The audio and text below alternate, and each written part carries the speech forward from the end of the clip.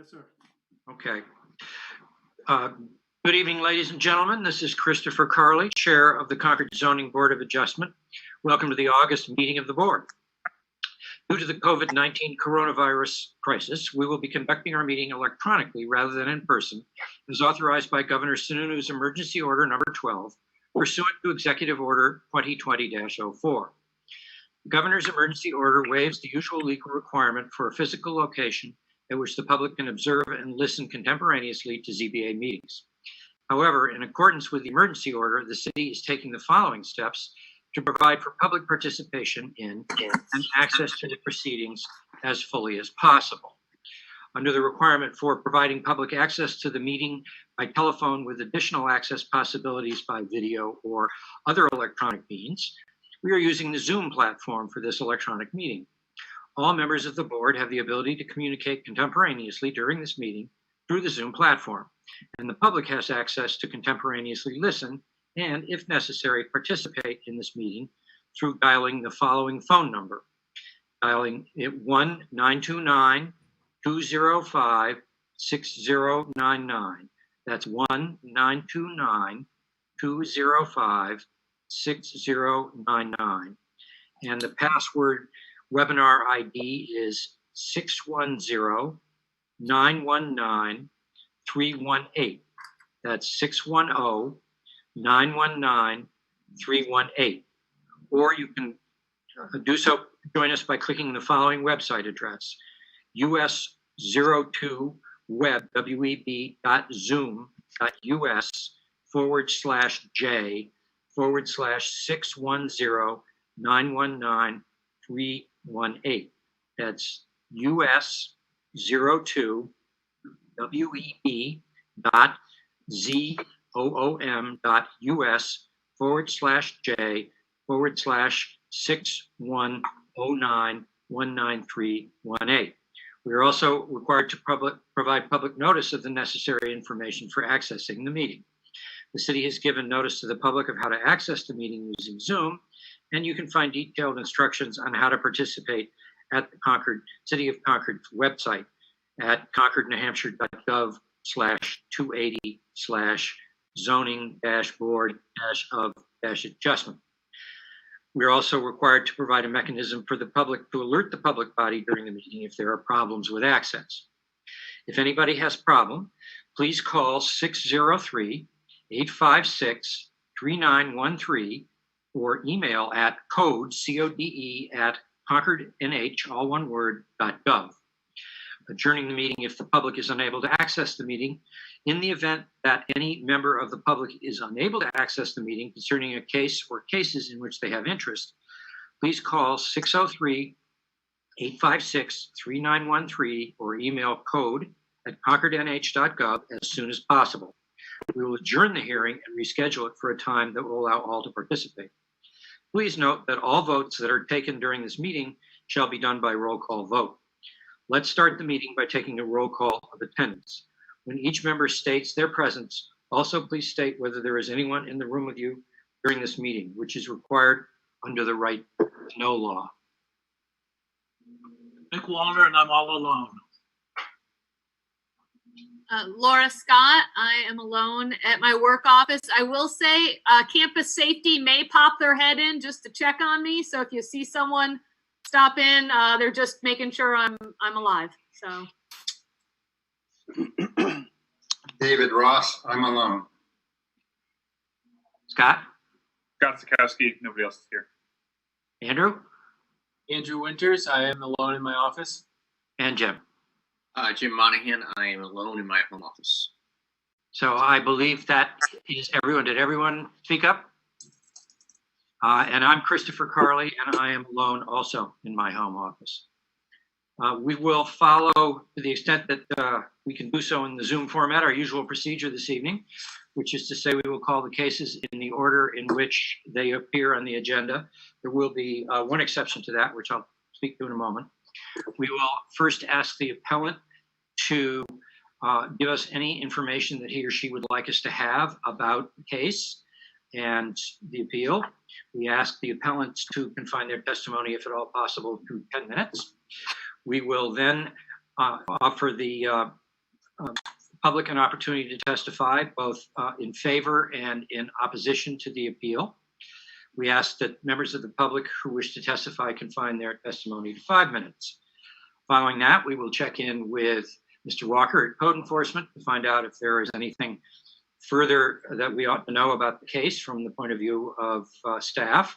And then if anything has been brought up that seems to justify factual clarification, the appellant will have the opportunity to offer that clarification, not new arguments, prior to our closing public testimony portion of the hearing. Under most circumstances, the board will consider an act on each case at the end of its hearing before moving on to the next one. We have a couple of variations tonight. One is that there is a case number 37-20, Rosemary Hinton, where the appellant has asked that we open and recess the case from August to September. Do I hear a motion to open the case? So moved. Is there a second? Second. All in favor? Wait, before we do that, who's voting on each case? Because there's a lot of us on here. I can tell you that I will be Sorry. recusing myself from the first case, 28-20, and I'm not sure who's voting on which other ones. Mr. Sikowski is covering for you on 2820, Okay, and the rest of the board is Monahan, Scott, Wallner, Carly, Winters, and that's it. okay. Well, we only need 5 of us to take up the Hinton case. Do we get a motion and a second? You did. We got Wallner motion, Winters second to open it. All right. All in favor of the motion, please say aye. Aye. Roll call vote. Oh, sorry. I tell you what, I Rose would, will keep us on track. yeah, that's why she's here, certainly not why I'm here. Let's do this. I'll ask the person who made the motion if they'd be willing to amend it to include not only taking up the case, but postponing it, recessing it until September as part of that same motion. I will. Okay, and is the seconder good with that? Yes. All right, now, all in favor of the motion, starting with Mr. Monahan? Yes. Aye. And is David, I guess you're on this one too? David? No. No. David's not on this one. All right. No. Then Scott is going to need to unmute himself. Scott? Aye. Aye. Laura? Aye. And Andrew? Aye. Nick? Aye. And I also vote aye. After a great deal of effort and creativity, we've managed to open and close a case without acting on it. And we will leave that one for September and move into the regular section of the agenda. The first case, as I said earlier, case 2120, Dan Arndt, I'm going to recuse myself from. And Mr. Wallner has kindly agreed to chair the meeting. Would you take over from here, please, Nick? Thank you, Mr. Chair. Our first case tonight is case 28-20. Dan Arndt, applicant wishes to convert an existing 2-bedroom apartment into 3 rooming units and combine the 3 new rooming units with an existing 20-unit rooming house. All units are within the same structure for a total of 23 rooming units, and requests a special exception from Article 28-8-4B, change from one non-conforming use to another by special exception to allow the conversion and inclusion of the new rooming units for a total of 23 rooming house dwelling units and maintaining existing non-conforming parking for 11 vehicles. Currently, 11 spaces are provided where 24 are required, where 25 would be required for property located at 56 South Main Street in a CU urban commercial district. If we do not approve this, then we'll have a modified application that I'll read later. Mr. Arndt, are you here?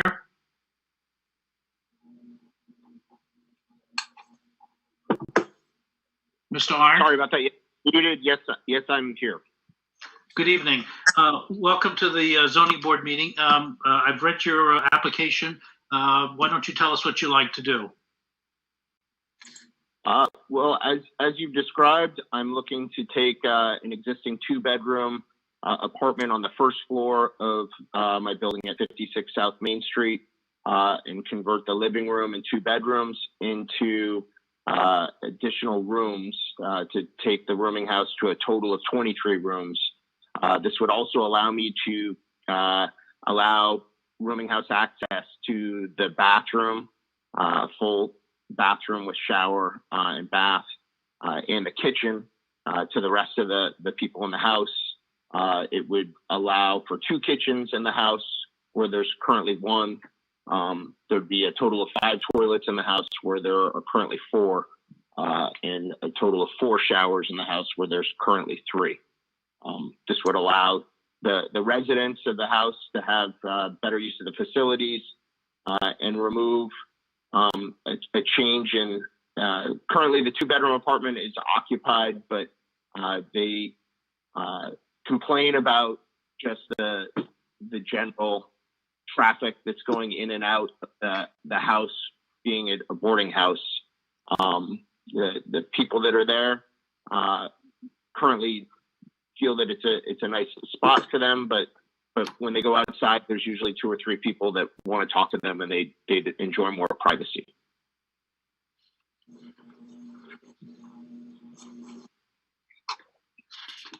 Questions from members of the board?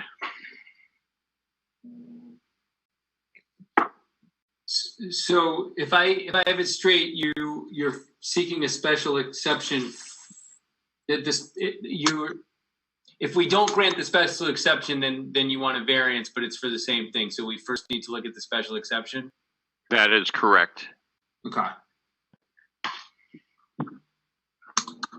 The basic, issue here is: do you feel that it meets the criteria for the special exception to change from one non-conforming use to the other? And if so, then you can move forward with taking a vote on it. Would the special exception also cover the parking, Craig, or does that have to be a variance regardless? No, the special exception would cover all non-conformities on the property. Including the parking, okay. Right.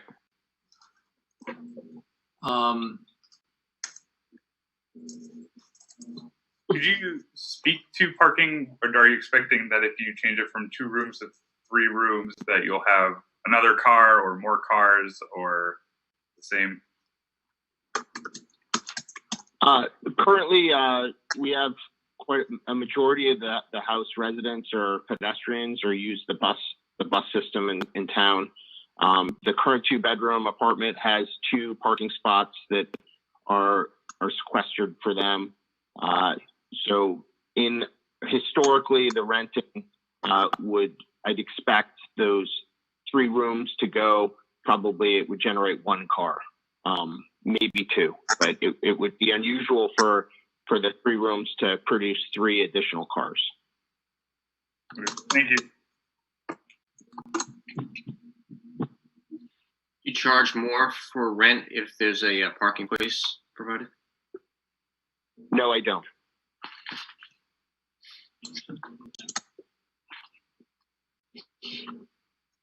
Laura, do you have any questions? No, I don't. I remember looking at this for the last month's meeting, and no, I thought it was well explained, the rationale.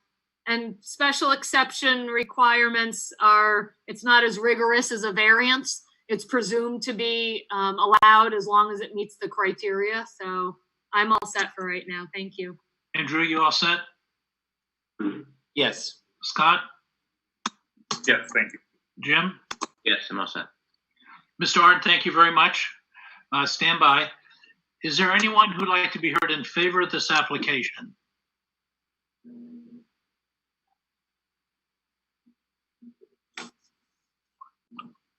Seeing none, is there anyone who'd like to speak against this application?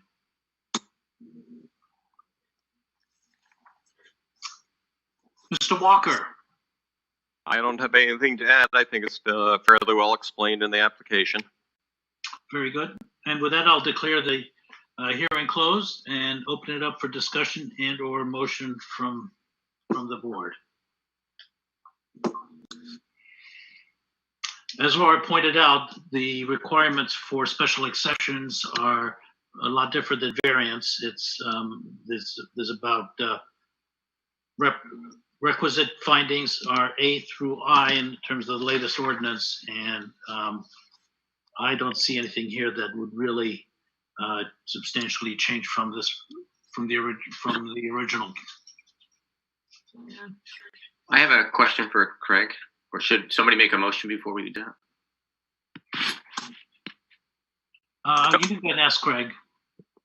Right, so the original non-conforming use, was that as a consequence of a grant of special exception from the zoning board, or is it some grandfathered condition? I believe this exists as a grandfathered use. I did not find any zoning approvals or anything prior to this action here, so. Okay. I actually think this is a reasonable use. I think that it actually helps the rest of the tenants by giving them more facilities that can be shared in common. I would imagine maybe when this was first set up to have that apartment, maybe that was the property management or the owner or a caretaker. But I don't think it's going to create any more non-conformity in use or density or anything. I think actually it's going to help the residents that live there by, again, providing more of those amenities. So I'm in favor of this, and I will make a motion to that effect. Ms. Scott has made a motion. Is there a second? I will second that, Jim Monahan. Is there any discussion? Further discussion? All right, seeing none, let me do a roll call vote. Mr. Monahan? Yes. Mr. Sikowski? Aye. Ms. Scott? Aye. Mr. Winters? Aye. And Nick Walner is an aye. So the motion carries 5-0. Mr. Arndt, you're all set. Okay, thank you very much. And with that, I relinquish my role to Mr. Carly again. Thank you, Nick. The next case is case 30-20, the sign gallery for Joseph Concord, New Hampshire Trust.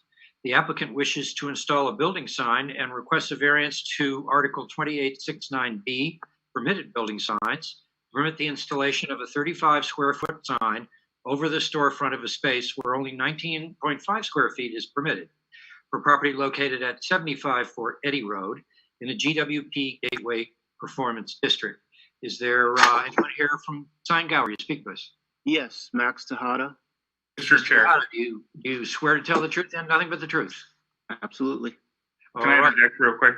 I apologize. Rose, is that all you need for me to sit on? Okay. Yep, we're all set. Thank you so much, Scott. All right. Thanks, Scott. Nice to see everybody. Hi, Scott. Have a good night. Good night, Scott.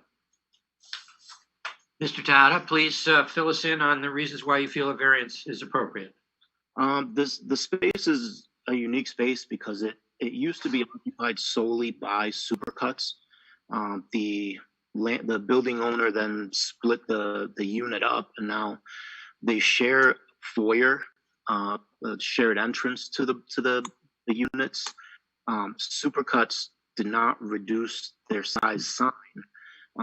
So really what would be allowed in that space right now would be pretty small. We feel it wouldn't be legible from the road. And the supercut sign would kind of dwarf it in comparison to it. So the size sign that we are looking for is comparable in size to what Sport Clips is. Sport Clips has currently, I believe it's either 30 or 34 square feet now. So what we're asking for will fit next to the Sports Clips sign and still be within the space that is allotted for purely CBD, without looking, minuscule next to Sport Clips. Okay, you're sorry. Just to confirm, you're talking about sports clip, not supercuts, right? Yes, I'm sorry. No problem. So there's a sign on the photograph that you submitted with your application. There's a sign that says retail space available on the right. Yes. Yeah, that one. Is that then, that would be yet a third sign? That is not the space that Purely CBD is taking over. Okay, so there'll be some other tenant at some point. Correct. Okay. So CBD is taking over the space, the sports clip sign is over? Yes, that's a shared entrance between Sport Clips and Purely CBD. Oh, They share that foyer entrance, and as you walk into the unit, Sport Clips entrance is to the left, Sport Clips is to the left, and CBD is straight ahead from you. Is that where the mattress store used to be? Is that the place? No, the mattress store is the one that occupied where it still says retail space for lease. Oh, so was it the rent to own place in there? I don't know what was there before. Sorry. Oh, that's okay. I'm just trying to envision what it looks like inside. Yep. Sports Clips did have a big space in there, and they did break it down. CBD's been in there for a year, 9 months. They've been in there for a while. It's now Purely CBD. It was a different CBD place before Purely took it over. Sorry, I apologize. The retail establishment that took over the space. Yes. Formerly known as CBD. I know, sorry. That's all right. They were waiting to see if the CBD fad was really going to stick before they put up their sign. all right. Any other questions from members of the board? So this space has been broken into two spaces for how long? And is Sports Clips still operating?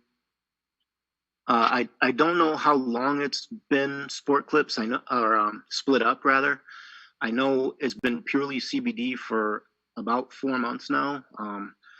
Right before my company shut down for 9 weeks for COVID. Mm-hmm. And Sport Clips is still operating. Okay. Jim, I know that there was the former retail CBD place was there this time last summer because I got a donation from them for an event. So, but I think they had just opened. So it's probably been maybe a year that it's been split. Okay. So is the 35 square foot, does that entail both the Sports Clips and the CBD in one combined sign that'll contain both, or is it? It does not. The 35 square feet is just the Purely CBD. Sports Clips, just for comparison, is I believe it's 30 or 32 square feet. I can't remember exactly off the top of my head. So the Sports Clips, that they have 30 feet that they're allowed to use, and then you. Sports Clip sign, because they had the entire unit, they were allowed to have a sign that size. But are you allowed to have two signs, and then it's just a matter of the size of the second one? Or do you need a variance to have a second sign there? I believe the variance is just for the size. They are allowed to have a 19.5 square foot sign right now.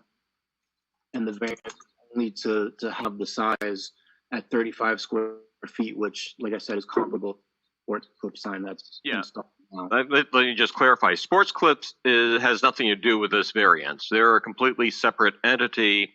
They just have a sign on the building and they occupy the left side. The only part of this variance is whether or not the CBD place can have a 35 square foot where only 19.5 is allowed. So there's no connection between them and the Sports Clip sign. It's just that this used to be a single unit from, actually I'll put it back up here.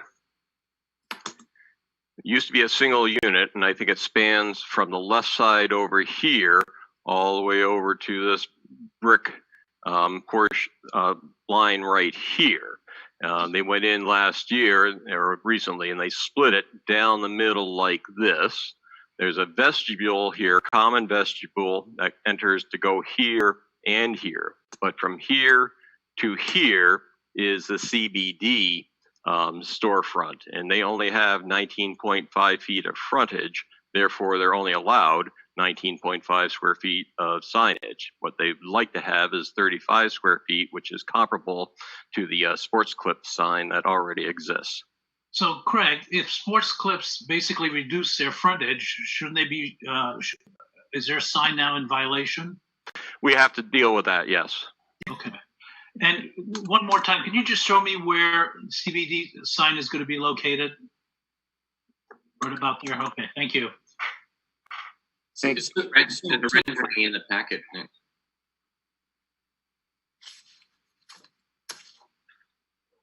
So Craig, if they subdivide, a subdivision automatically allows you to each new owner to a different sign. It's not, the number of signs can be infinite. It's just that each sign is only entitled to the amount of frontage they have. That is correct. Each unit is allowed their own individual signage based on the width of the unit they occupy. If it's 20 feet in width, they can have 20 square feet of signage on the space they occupy. And that 20 square feet can actually be divided between 3 separate signs, so long as the combined total doesn't exceed that allotment. I see. So, question for the applicant. Why is the 19.5 feet insufficient? Why do you need to go to 35? The Sport Clip sign would just dwarf it. It wouldn't look very good there, in our opinion. And the customer is trying to get as much visibility as possible, of course. It sounds like, isn't the problem not that your sign, your 19.5 is too small, it's that the Sports Clip is too big, and apparently that needs to be addressed.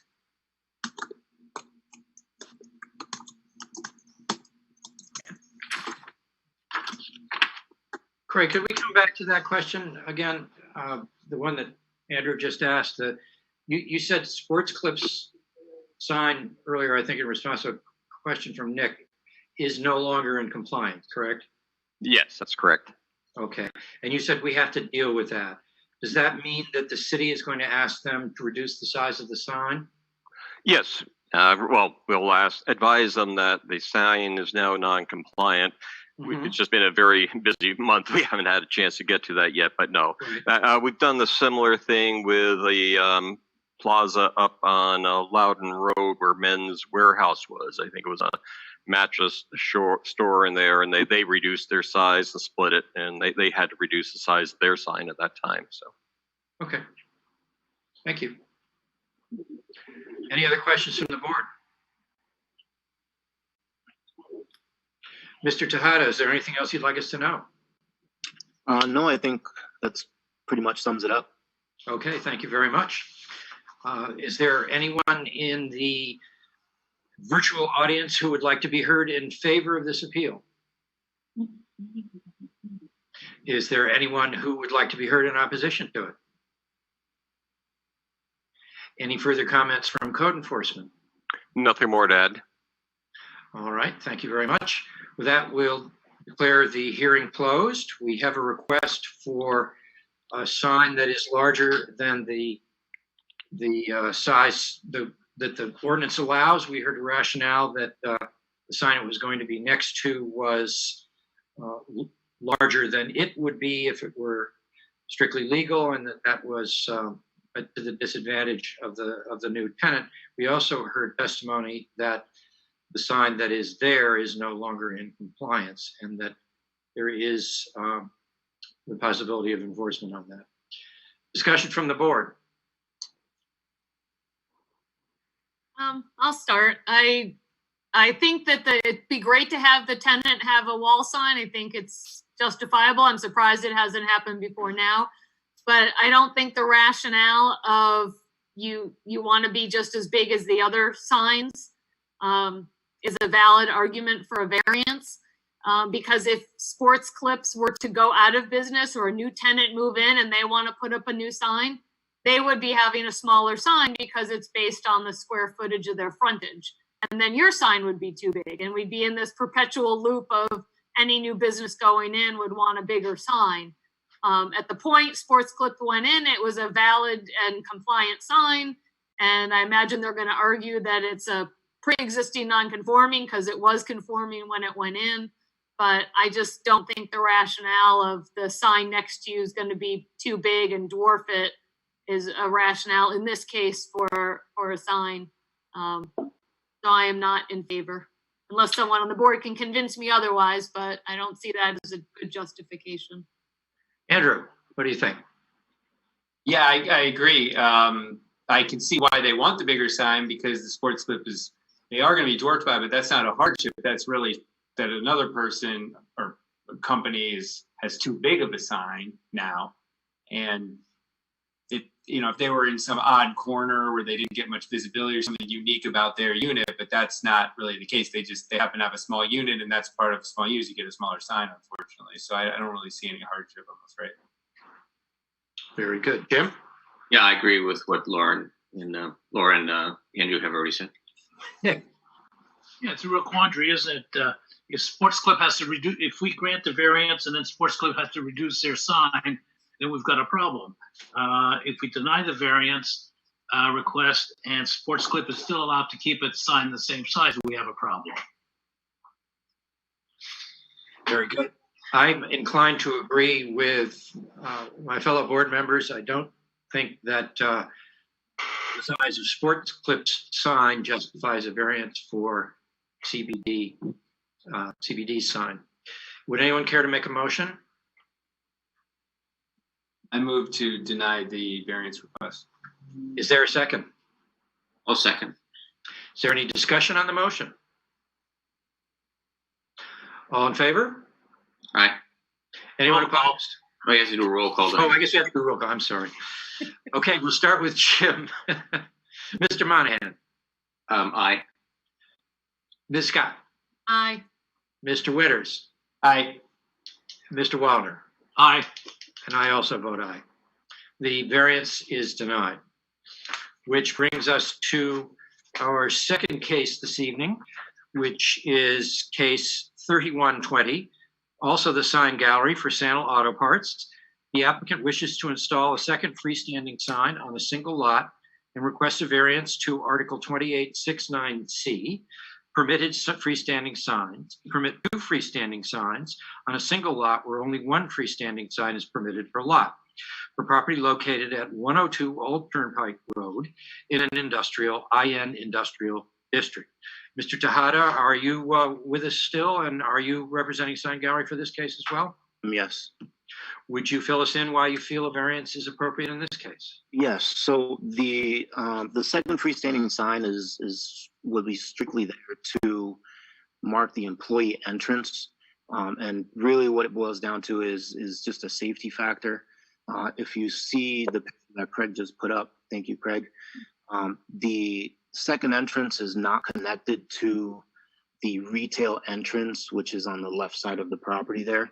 So the customer doesn't want traffic coming into the employee entrance part, having to turn around and I mean, they have employees that are going to be parking there. There's going to be traffic in and out of there. So they're trying to minimize their retail customers going into this area, having to turn around and come back out onto Old Turnpike Road. The sign will not be an illuminated sign. It's 7 square feet. And like I said, it's just there to kind of, make people aware that that's not the parking entrance to go to their retail operation. Craig, could I ask you a question on this one? Sure. My recollection is that directional signs are not restricted by the ordinance. Is that true? No, not really. Yes and no. A directional sign less than 4 square feet in area, marking entrances, exits, ways of travel, is not regulated by the ordinance. But anything larger than that depending on the circumstances, such as a campus. They can have up to 24 square feet of signage, but that requires conditional use permits. But where this is just a single occupant property, they don't have that campus type signage option. So they could have a 4 square foot sign right there that just says employees only, with no other advertising on it. So the fact that it's larger than that and has their logo on it is why they need a variance? Correct. It becomes a form of advertisement rather than directional information. Okay. Mr. Tejada, is there anything else you'd like us to know? Nope, that pretty much sums up my side of it. Okay, thank you. Is there anyone who wishes to testify in favor of this appeal?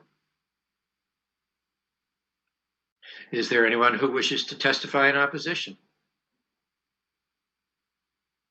Any comments from code enforcement? Nothing additional. Thank you very much. In that case, we'll close the public testimony portion of the hearing. And we heard a request for a second sign, freestanding sign, where only one is permitted.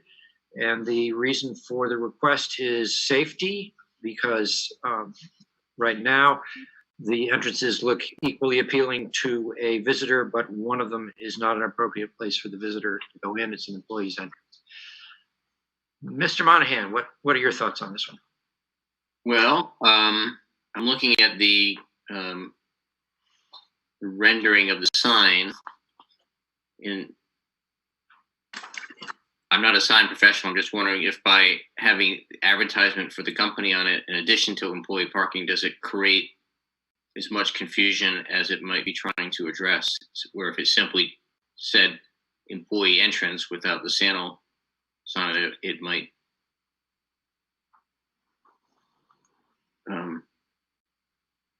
provide the directional information that's needed without becoming a second advertisement. But anyway, I don't no strong feelings about that. But okay, was your thinking that it might be larger than it needs to be then? Well, it's the applicant says it's there to guide employees and customers to the right parking lot, and the Sano logo is as big as the information about it being the employee entrance. So, on that point, Craig, regardless of if we pass this variance, it does have to go through design standards, right? Is that something they might look at? I believe they, would have to go through design review. I'm just trying to remember if they'd looked at it already or not. They did, Craig. Okay, thank you. Yep. Have they ruled on it yet?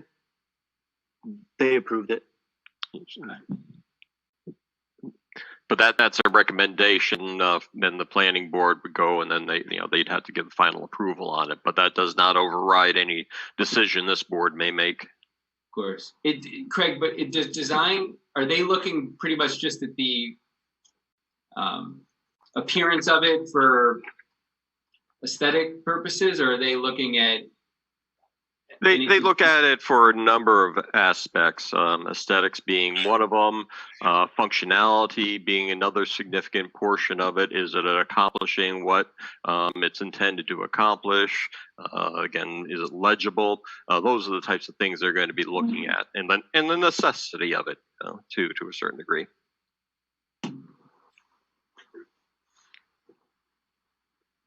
Laura? I was gonna say, I agree, Jim. I think if they didn't have the logo and the advertising, it just said employee entrance, it would probably be less than 4 square feet. But I also know that I think Mr. Tejada may have been remiss in saying it's only so people don't get confused, but it's also, I know driving this road and with the proposed other freestanding sign, if you're not paying attention quickly, you're easily going to pass that entrance, and you're going to go you're going to not realize that, okay, that's the building and that's where I want to turn.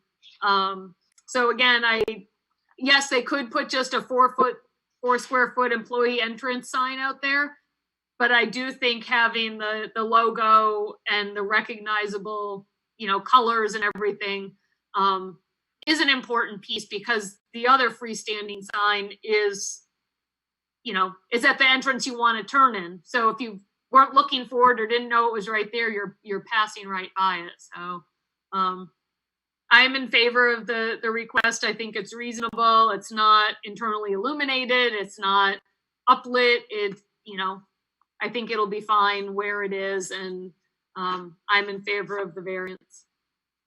Andrew. Yeah, I had the thought when we were looking at the Concord Hospital case that it's surprising how the code only allows one sign per lot.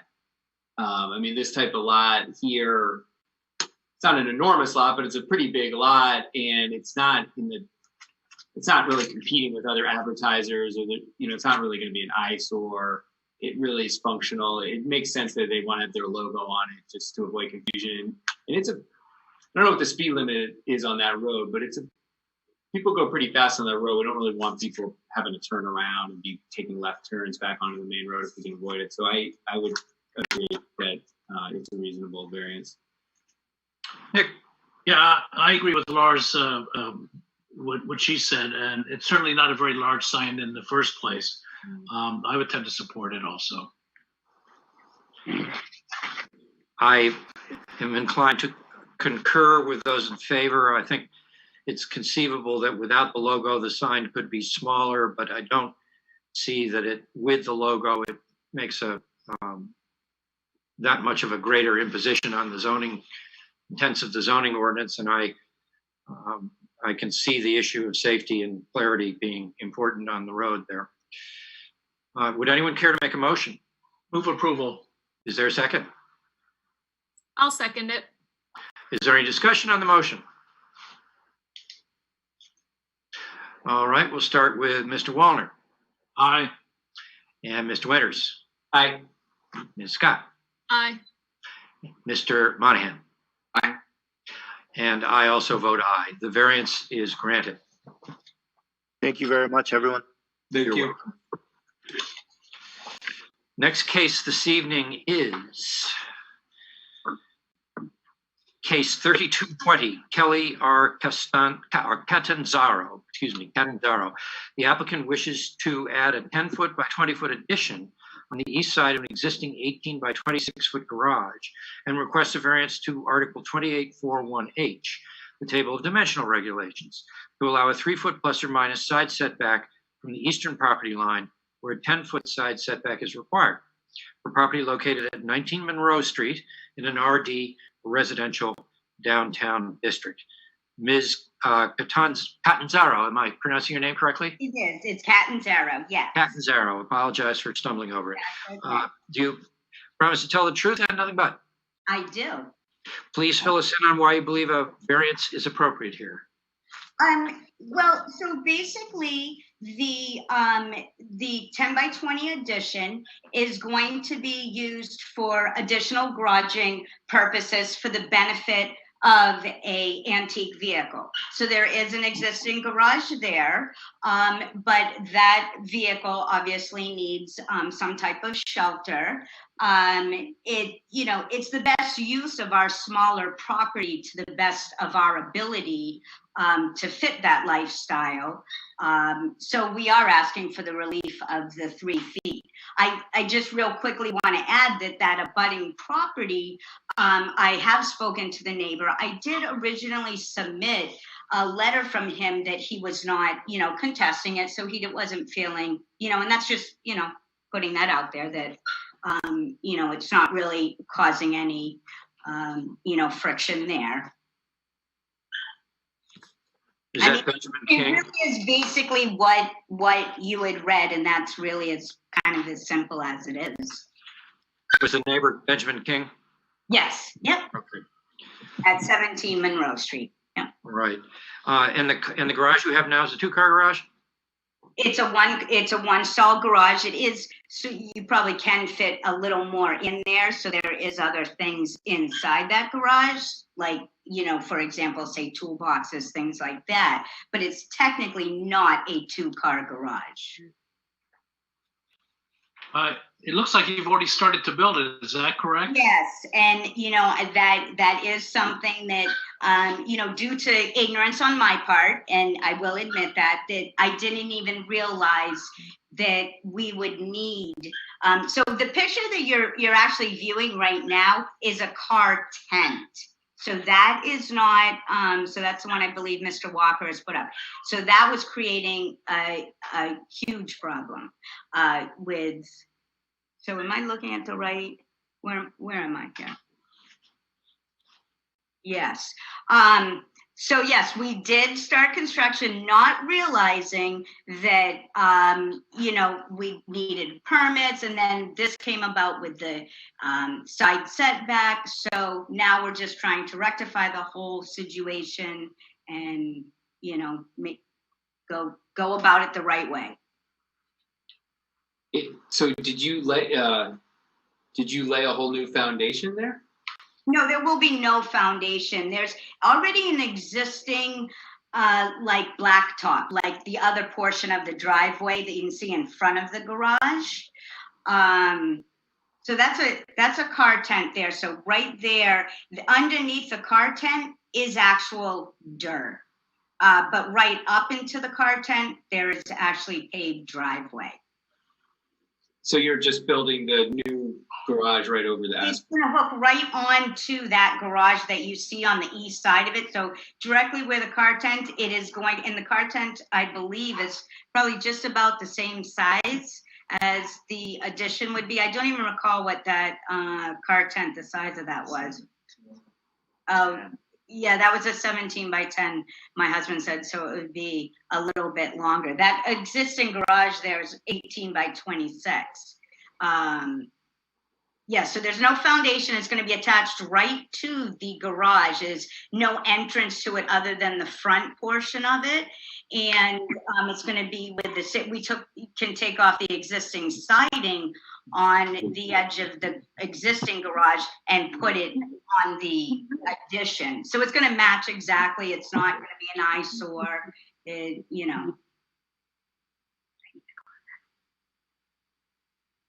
Other questions from the board? I have one, but it has nothing to do with the variance. What kind of classic car are you storing? I thought someone might ask that. So go ahead, John. I got a 1926 Ford Rat Rod, 75 Corvette, 72 Lotus. We got a couple motorcycles in there. So those are all fitting in the little garage. It's rough. Yeah, they don't all fit. One of them ends up under a tarp outside. And that's previously why we got the tent.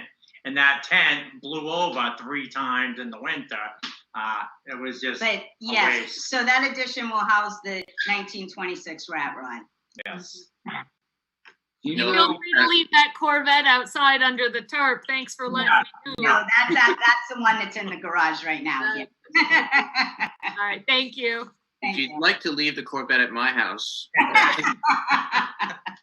We have a long agenda tonight, fellow board members. You do get a lot of people that, walk by and we get a lot of spectators. This thing has 50,000 original miles on it. All right, that's great. Time to get back to the zoning board. Sorry. Do you know, with putting aside the addition, the current garage, is that within the setback? No, it is not. Okay, so right side, yes, it is. Yes, that's within the side setback. It's the smaller addition part that we want to put in that's going to infringe upon the 10-foot side setback by 3 feet. You mean leaving 3 feet? It's yes. Got it. Okay. So I can't tell from this photo, but if you needed more garage space, why couldn't you have put an addition on the back of the garage? Would that have created setback? Yes, sorry to interrupt. Yes, that is the only backyard that we have. Literally behind that garage is 25 feet. I forget, I'm so sorry how much. 43 feet to the property line in the back. So it really would infringe on every space that's back there.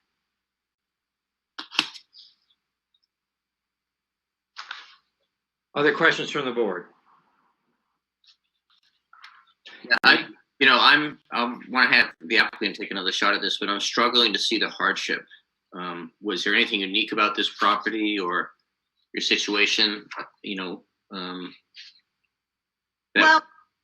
yeah. Well, the lot is a smaller size than the average.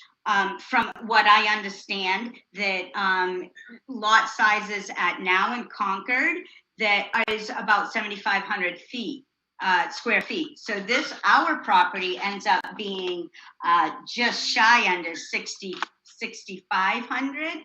And with the house and the existing garage, it doesn't really leave all that much more area to, really do anything else than what's actually here or to be helpful to our needs.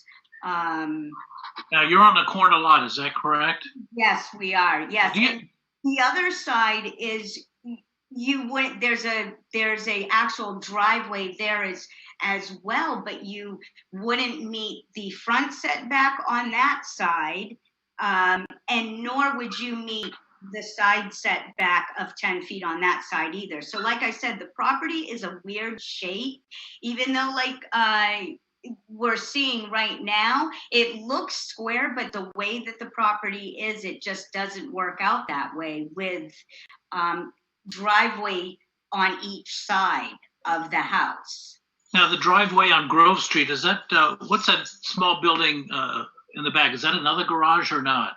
No, that's the whole house right there that you see. Okay. You'll see two cars there, and you'll see how close I am to my neighbors there. So it wouldn't, you wouldn't even be able to build anything there. So then you see as it goes back a little bit further, you have that small portion of yard with a small shed. So literally there's just no way to really do it than to utilize the other part of our property on the side of that garage to the best of our ability.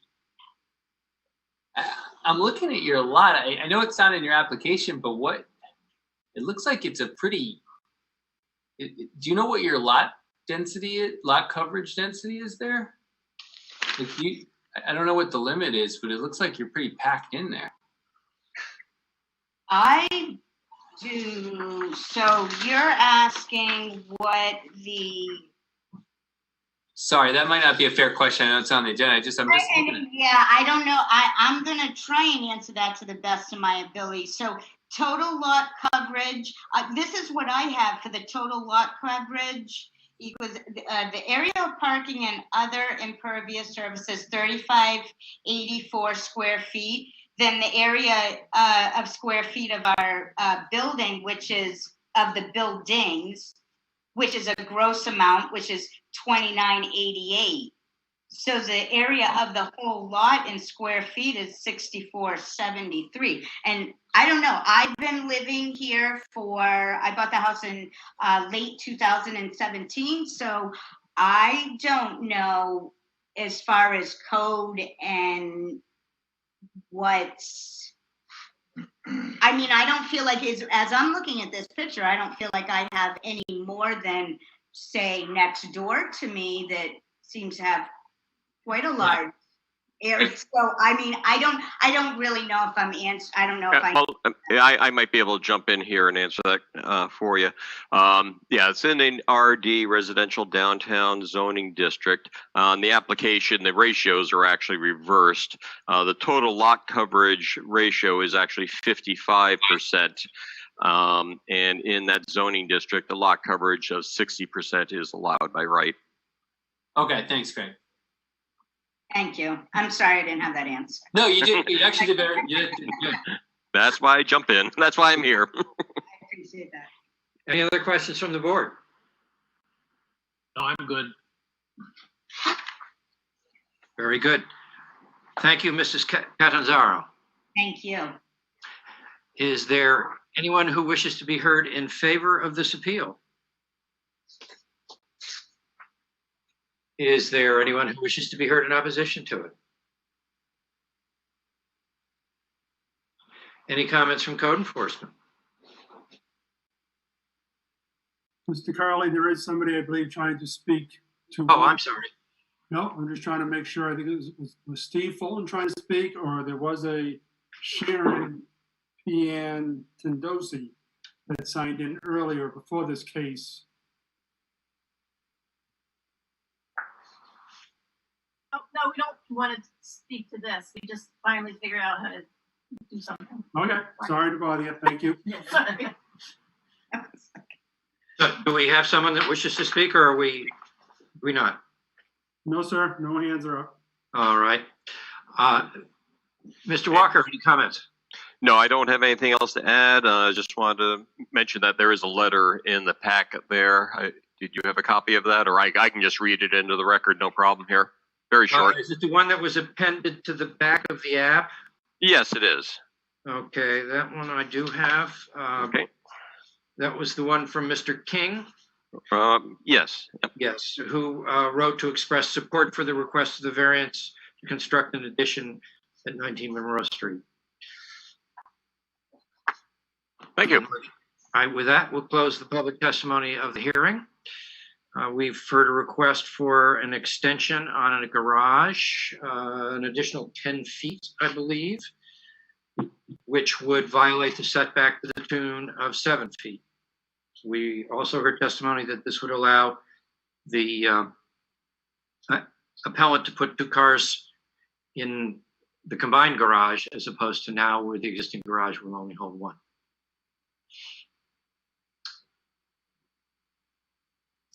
Nick, what do you think? Well, at first I was concerned about lot coverage, but I think we're not exceeding the lot coverage. We're right on the mark, so I think we're okay there. I can appreciate the fact of wanting to protect an antique vehicle. We have a neighbor who doesn't object to it. We have an unusual lot in that it's a corner lot.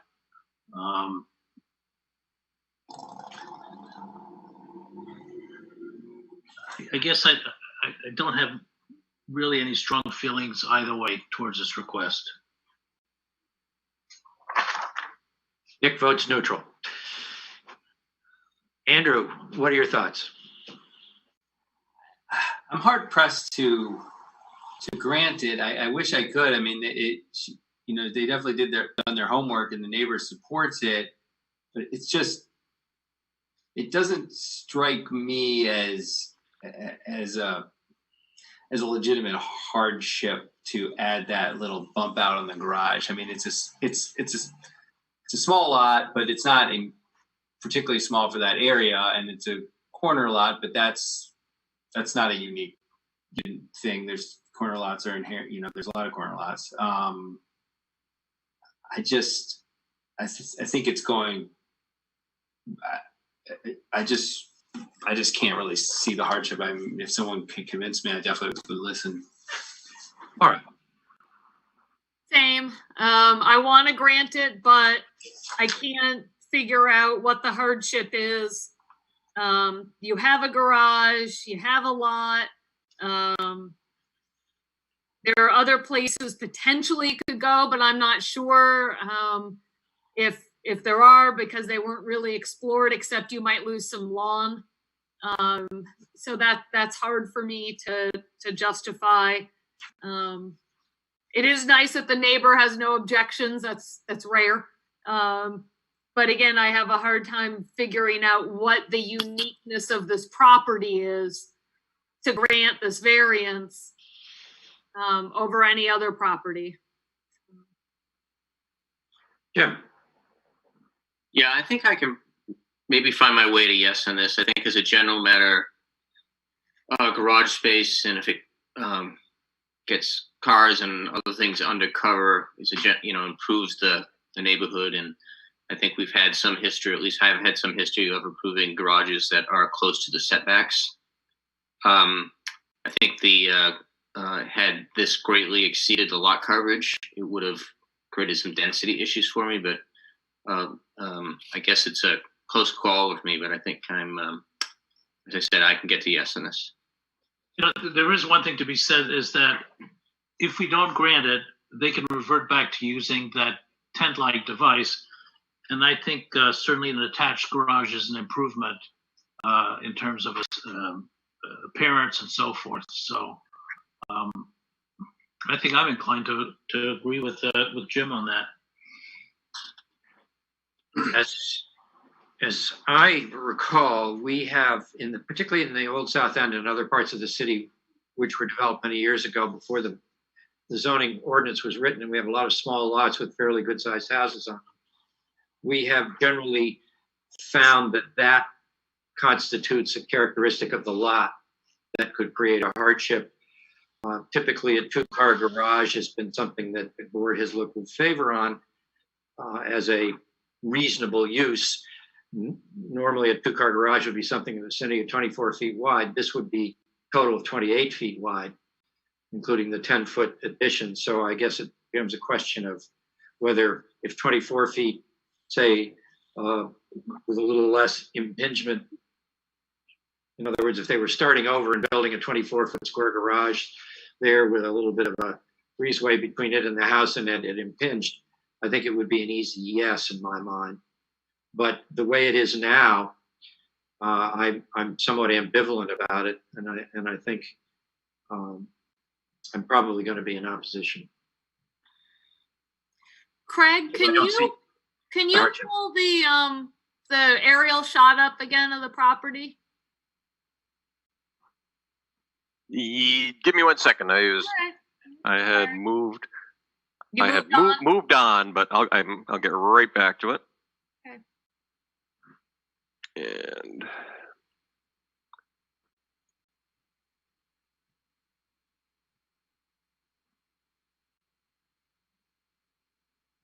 how's that?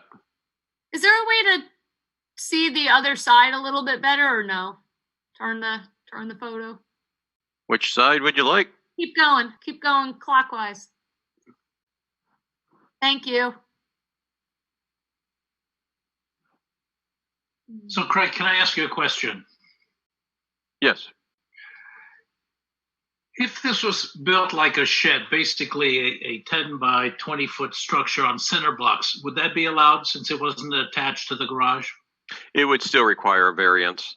Would it? Any encroachment into the setback less than 50 feet from the street has to maintain the standard, for an accessory structure, I should say, has to maintain the standard setbacks.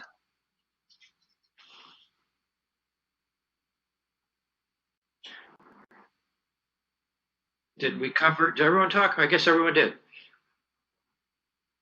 Any other discussion? Would anyone care to make a motion? I'll move to approve. And I'll second it.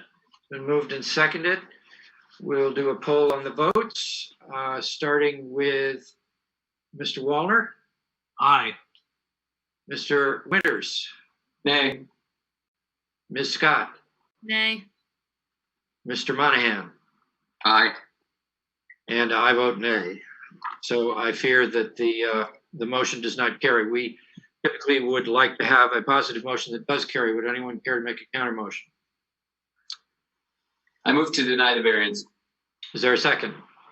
I will second it with regret. I feel bad, but I think that it just doesn't meet the standards for a variance. So we have a motion and a second to deny. Mr. Wallner? Nay. Mr. Winters? So on the motion to deny, aye. Ms. Scott? Aye. And Mr. Monahan? Aye. And I vote aye. The motion carries. The variance is denied. That was a tight one. The next case is 3320, which is Mountain Lake Heating Fuel LLC. The applicant wishes to convert an existing 2-unit residence to 4 dwelling units, use A11, and provide required parking on site and request a variance to Article 2841H, the table of dimensional regulations, to allow a total lot coverage of 65% plus or minus, where the allowed maximum lot coverage is 60% for property located at 28 South Street in an RD residential downtown district. And who is here from Mountain Lake? Dan Mullen. I beg your pardon? Dan Mullen. Mr. Mullen, Yes. you swear to tell the truth and nothing but? Yes, sir. Would you fill us in on why you feel a variance is appropriate? Yes, the applicant is trying to increase the housing base, so he's going to convert existing 2-unit house to a 4-unit house. And in order to do so, he's trying to provide adequate parking for them off the street. Currently, there's only 2-hour parking in front, and it's not desirable to park on the street. And the reason for the variance is he needs enough pavement so they can maneuver properly and avoid stacking and shuffling of cars. And currently, some of that coverage was mitigated because the rear of the garage had an addition on it that is being torn off because it was in disrepair. So it's lessened the amount of coverage that was required. So now we're at 65% total coverage, whereas the lot as it exists is at 49%. And he is going to provide a total of 8 spaces, with 2 of the parking spaces being in the garage. And of the remaining 6, 1 will be handicap accessible with a 5-foot lane next to it. So he's just trying to have safe and convenient access for the new tenants. So the conversion is no problem, correct, Craig? Yes, the lot has sufficient size and frontage for a 4-unit conversion by right. Okay. If he were to wish to convert it without adding this paving, would he need a variance for parking? If he did not provide the proper parking for 8 vehicles, yes, he would require a variance in that case. Okay. Other questions from the board? So go ahead. You go ahead, Jim. Is the additional paving have anything to do with making the handicap spot more accessible? No, there's going to be an 8-foot handicap spot with a 5-foot striped space next to it. And that's going to allow a total of 25 feet from the edge of the handicap spot to the other parking lane. Okay. So that way people can back in and out without, have plenty of room to turn around.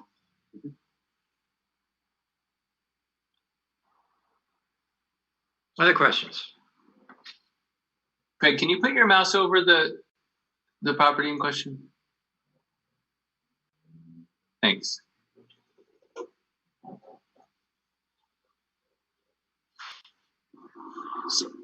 Anyone else with a question? Sorry, I know it's on the map, but I just don't have it. I folded it back up. Is the extra pavement going to be kind of behind the main house, I take it? Or Yes. Okay. So it's just where the green space is now, between the garage and the house, it's going to be in there. And then you'll still have some green space, like a backyard, just not quite as big. Right.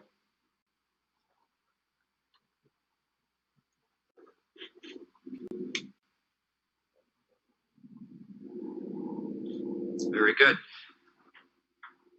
I guess that covers all the questions. Anything from code enforcement? Oh, no, wait a minute. I haven't done the public testimony portion. Is there anyone who wishes to be heard in favor of the appeal? Is there anyone who is in opposition who wishes to be heard? Carly, there was a hand up for in favor. We have a David Ross. Hi, I'm David Ross, and I did send something into to the website at Code Enforcement, or I don't know whether you got it or not. We do have it. I believe it's there were 5 items listed, and it's from David Ross and Ann Gwynn. That's correct, and I didn't understand that he has by right the ability to put 4 apartments in there, so we can just skip to the fact that I'm concerned that the extra paving that he's planning to put in is going to cause runoff into not only the yard right behind him, which is Sharon Cantadosi's yard, but also into my yard too, which abuts Sharon Cantadosi. I'm at 27 South Spring Street, sort of catty-cornered from 28 South Street. So I'm concerned about runoff as we hear that there are more and severe storms, though I realize we're in the middle of a drought right now, but we do have some severe storms, and it's not called Spring Street for nothing. There is quite a bit of water that flows down and gets through our properties. I'm concerned about the extra paving causing runoff.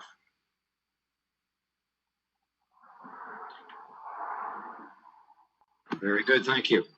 Is there anyone else who would like to be heard in favor or in opposition? Can you hear us? Yes. Sharon Piantadosi. To our knowledge, that house is not handicapped accessible. Is there any way that that's been put into his plan, or? That's not a zoning issue for this evening. So yeah, we're also concerned with the amount of green space that's leaving. We've already had 3 big trees blow down in our yard and their yard as well. So if there's any way to make sure that's addressed. Very good. Can I get your last name again, please? Piantadosi, Piantedosi, and we're directly behind the property. Have you had any issues over the years with runoff that you know of from that property? No, not directly. Our concern is we've lost in that property line that goes across 66, 96 minutes.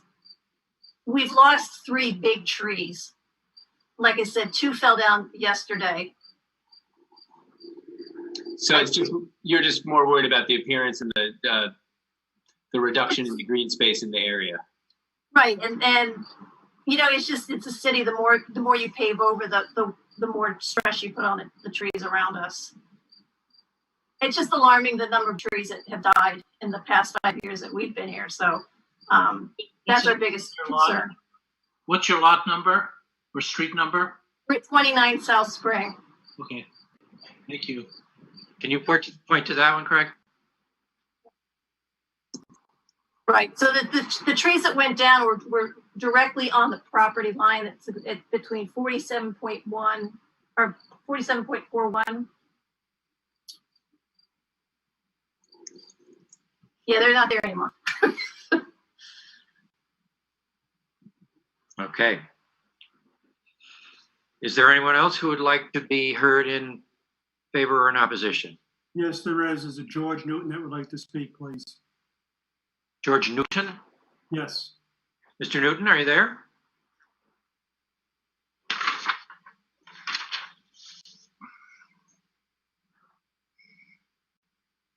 George, you need to unmute yourself. Worked earlier.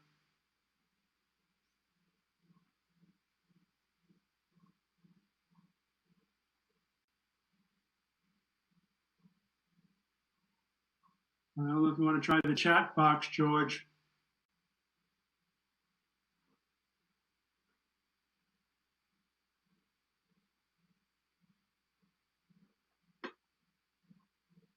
There he is. George? George? He muted and unmuted himself. Now he's muted again. It might be a volume control on your end, George.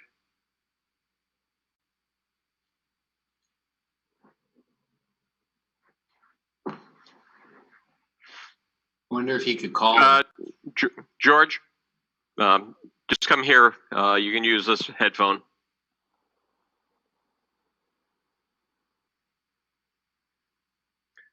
For full disclosure, George does work in our office. Oh, not so virtual after all. Hi, sorry about that. For some reason, I couldn't unmute. What would you like us to know, Mr. Newton? The trees that fell, one was dead. That is true. The other two were live trees. And what happened there, it looks like the trees are long and lanky. Last week, we took out I think 3 or 4 trees, which I'm glad I did because it probably would have ended up in the neighbors' homes. So we were planning on that back line to plant new trees of something smaller and less dangerous. Any of the runoff has to go through engineering, which would require permeable surfaces or some type of drainage. So that's all through engineering. Thank you very much. Mr. Newton, are you, just to be clear, are you testifying in your personal capacity? Do you live in the neighborhood, or are you from the perspective of the city, or both? I live in Bow. Is that what you're asking?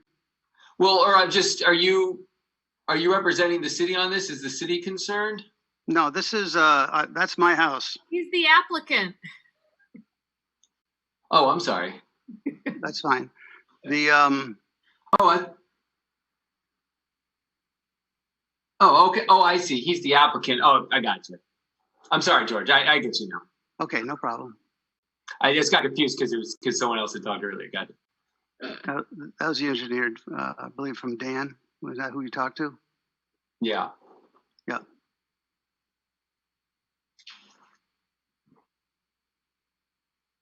So, Mr. Newton, you're a principal of Mountain Lake Heating Fuel? I use an LLC Mm-hmm. just because that's what my other apartments are under. I see. Okay, now we understand. Very good. So, is there anyone else? Oops. Oh, I'm sorry. No. Go ahead. Is there anyone else who'd like to be heard?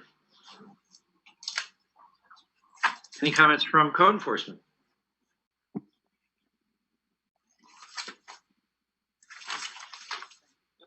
Greg, you there? Okay, Mr. Walker is back. Any comments from you? No, nothing additional. Okay. On the subject of drainage then, is that an issue that would be taken up by the city as part of the general planning approval if they were to be approved? Correct. This would have to go to minor site plan review before the planning board. Engineering and obviously planning will all weigh in on this then. Very good. Thank you. As part of that, Craig, is it so they look at to ensure or try to minimize the risk of runoff into neighbors' property? Yes, drainage is a significant issue for the engineering department, especially down in these neighborhoods. There's an old drain line that runs here, Lincoln Street up above has had occasions of some flooding up there. So engineering is very careful with any new impervious surfaces in this area. So they make it the developer's responsibility to divert the water somewhere safely? Yeah, as part of the site plan review, he'll have to provide a drainage assessment and a drainage plan that would have to be approved by the engineering office. Very good. Thank you. Mr. Newton, would you like to offer factual clarification in response to anything you've heard? I think I heard him in the other room say no. Okay. Very good. Well, that would close the public testimony portion of the hearing. We have a request to add pavement to 65% coverage where 60% is permitted in order to have full on-site parking for a 4-unit apartment building, which currently does not have paved parking for that many cars. Discussion. Mr. Monahan, what are your thoughts? The fact that it has some other steps for approval with regard to the drainage gives me some comfort level. So given the applicant's case at the very beginning of the conversation about the need to try to create additional housing in the city, I'm inclined to vote yes. Very good. Ms. Scott. I have no concerns. I think it's nice to see an applicant provide the handicap parking and not ask for a variance from that. So, and again, it's 5% over. They're allowed to be at 60%, and so they're asking for 5%. And I know that the planning board and engineering will look at the drainage issues. So I'm all set. Thank you. Mr. Winters. Yeah, I think that the runoff issue, it did raise my attention, but that'll have to be addressed and approved before he builds or adds pavement. So I think since he's allowed to make it a 4-unit, it's reasonable that to get the parking in there, and it sounds like he's doing it with as minimal a variance as possible. And Mr. Wallner. Yeah, I think 5% additional coverage is minimal, and I did hear a comment which I thought was pretty good, was the fact that there was enough room to turn a vehicle around so you wouldn't have to back into the street, and that's always welcome, I think, in terms of safety. Thank you. I agree with my fellow board members. I think the request is reasonable. The lot configuration would require to make a very small impingement on the lot coverage in return for a significant benefit to him and no damage to the general public, and perhaps even an improved situation is his tenants don't have to park on the street. With that, would anyone care to make a motion? Monica. I move to approve. Andrew. Okay, was that Andrew? Yeah. And is there a second? I'll second it. It's been moved and seconded. Is there any discussion on the motion? In that case, I will take the roll, starting with Mr. Wallner. Aye. Mr. Winters. Aye. Ms. Scott. Aye. And Mr. Monahan. Aye. The vote is unanimous. The variance is granted. Thank you. This moves us to our next case this evening, case 3420. Michael Chapman, the applicant, wishes to convert a 2-unit dwelling to a 3-unit dwelling and requests the following: a variance to Article 2853B, conversions of residential buildings in districts other than performance districts, to allow conversion resulting in 3 dwelling units in a single building on a 5,869 square foot lot where a minimum lot size of 7,500 square feet is required. A variance to Article 2871A, applicability, to allow a change of use without bringing the property into compliance with all parking requirements, including but not limited to a variance to Article 2872E, table of off-street parking, to allow the provision of 4 standard 9 by 19 foot on-site parking spaces where 6 are required. A variance to Article 2877E, minimum aisle width, to allow a 10-foot aisle adjacent to the southerly parking space where a 24-foot aisle is required for maneuvering. A variance to Article 2875, requirements for handicap spaces, provide no designated accessible spaces where 1 space is required. And a variance to Article 2877F, driveway widths, to maintain a driveway with a minimum width of 12 feet where a minimum width of 18 feet is allowed. It's a CUP. I'm not sure, Craig, what that means in that location. And 24 feet is standard. A variance to Article 2877G2, setbacks from lot lines, to maintain 0-foot setback for the driveway along the westerly lot line where a 5-foot setback is required. All of this would take place, if granted, at 27 Fayette Street in an RD residential downtown district. Is Mr. Chapman here or someone to represent him? Yes, hi, this is Michael Chapman. How you doing? Do you swear to tell the truth and nothing but? I do. Very good. Would you please fill us in on why you feel that the variance is justified? Yeah, I have a great 3rd floor attic that's finished space. My daughter needs a place to live. that space is part of unit number 2, but it makes the unit really oversized. It's another 900 to 1,000 square feet. So really, there's plenty of room up there, and it's finished. So I'd like to make that a separate unit. That way I can give my daughter a place to live. And as far as parking goes, I have 4 spaces on site. I could actually dedicate one as a handicap spot if that were going to be an issue. There's the 5th spot, which would be the garage. And then as a 6th spot, that would be on-street parking. And as far as the width, if you look at the picture, you can see there's a power pole right at the curb, and that's only giving me 11 feet. And I've tried to speak with a few people about that power pole, and if there was some way to get that moved, because that's really infringing. I believe my property line goes another foot towards the adjacent property. So that would gain me the 12 feet there width at the curb.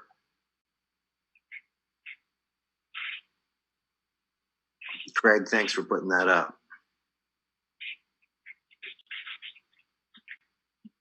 So the new apartment would be how big an area? It's 900 square feet. It's the whole attic. I see. So so basically it's the existing or the space you want to make into the 3rd apartment is already part of the 2nd apartment? It is. Okay. All right, thank you. So I wouldn't be changing any of the physical size of the structure. Okay. Other questions from the board? Craig, I've got a question for you. What would the CUP mean in item D2D? Yeah, that would be a conditional use permit. That's similar to a special exception as granted by the planning board. Okay, but that's not what he's asking us for. No, that's just for informational purposes that they could have an 18-foot wide with a conditional use permit, but anything less than that would require a variance. Ah, I see. I understand. Very good. If the new apartment were 750 square feet instead of 900, would it qualify as an ADU and not require a variance? No, it wouldn't. And the lot size is too small for a conversion. That's the basic issue here with this case. Okay. In the in the district there, the minimum lot size requirement is 7,500, and they only have 5,869 square feet. Okay, so the ADU requires a minimum lot size?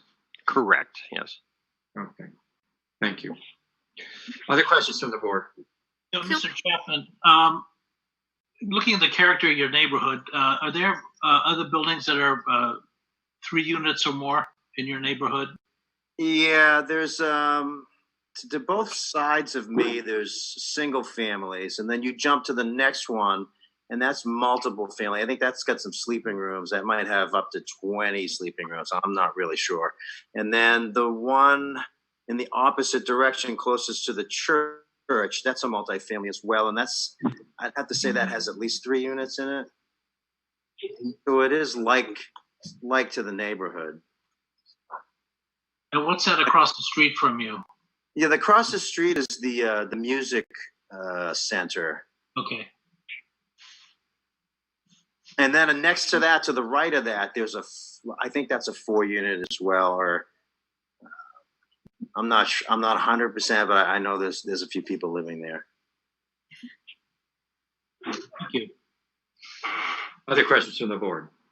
Can we go through just the parking requests? I'm clear on the conversion part. So you are required to have 6 spaces, but you want to have 4 spaces, correct? Well, there's 4 there now. You can actually, if I can use the garage as a parking spot, which I'd be happy to do, my daughter could be using that. That would be no problem, or anybody in the future could, because we don't use it. So that would be number 5, if that's acceptable. The Craig, only Craig, can we get closer to the property and closer in picture? There we go. That helps. Thank you. So there are 4 spaces currently, and you can make the garage a 5th space. if that's acceptable, yeah. Craig, that should count, right? Even if they don't intend to currently use it because they don't need to. I mean, that they should be able to count that as a 5th space, right? I'd have to, take another look at the dimensions and such like that. But yeah, it's possible. It was shown on the plan as just a 1-story metal shed. It was not identified, so I haven't looked into that previously. Is there, so next to the garage, there's room, it's not paved, but. There's a shed there next to the garage. Oh, I might not be looking at the right. To the left of the garage is a shed, right? You can see a gray area there, and that's the roof of the shed. What about the other side? Yeah, could you fit a car over there? I could. It's just not paved, right? It's paved up to the shed. And well, it's No, that's not his property, guys. Oh. The property line there. But what about, okay. Okay. And then the reason you're doing a 10-foot wide aisle, where's the 10-foot wide aisle that we're talking about? Right at the. Okay, thank you. All right. Thank you for that. And you're not providing any handicap parking spaces. Well, I could designate one as such.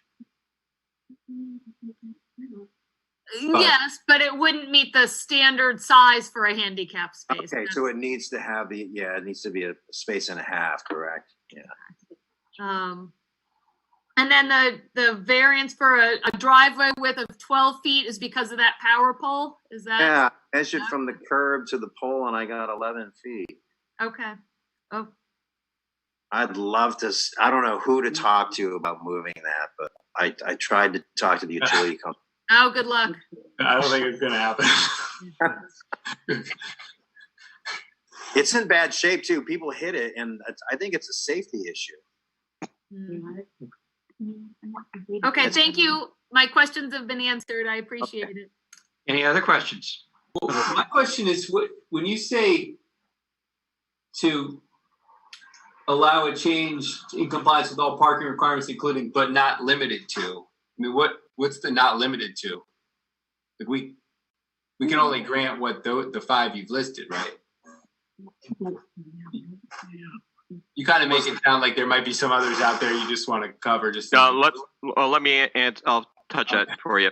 So the variance here, the prime variance is from Article 28-7.1, applicability requirement under the access, circulation, and parking. So that's kind of a blanket variance to maintain all the existing parking standards.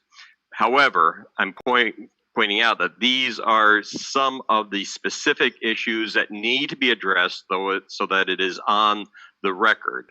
There may be some other minor issue that might come up during the site plan review that I didn't pick up here, but I want to make sure, unless it's something significant, that it's still covered under this request here. So.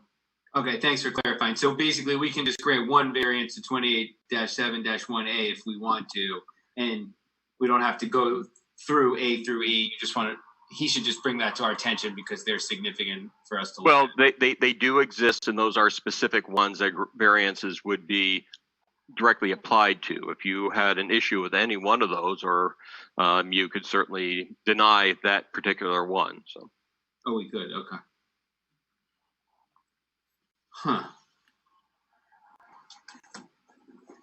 It's weird.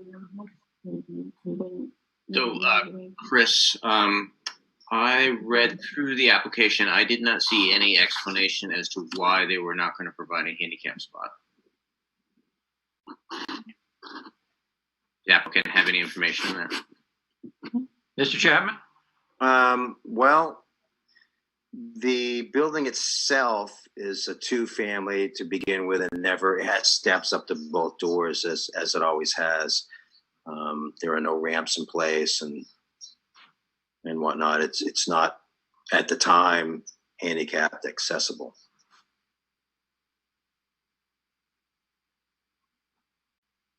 Other questions from the board?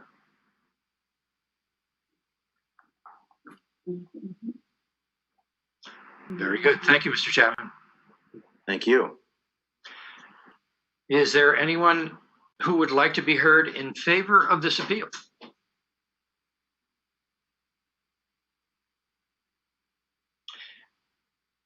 No hands raised? Is there anyone who'd like to be heard in opposition to it? Negative. Do we have anyone? You do have a letter, We do have a letter, an email rather. yeah, the one from Roy Schweiker, is that the one you're talking about? Yes. Which says, this is from Roy Schweiker, who is at 12 Chapel Street. I am always suspicious of driveways with 0-foot offset from the property line due to the likelihood of snow being plowed or blown onto adjacent property. In this case, the need for more parking may interfere with previous snow storage space. It appears that this is a shared driveway with 29 Fayette, and I would suggest the board take notice of whatever the abutter says. Perhaps this issue has already been mutually resolved. I have to say, with this whole coronavirus thing, I really miss Mr. Schweiker. So I hadn't thought about it until now. Is it a shared driveway? The two driveways Is that driveway shared? abut one another. They abut, they don't share? Okay. No, we don't share. Okay. I mean, we can. The neighbor's a great guy. He's offered this, he's always said, if you need to, come over onto the side of the driveway, no problem.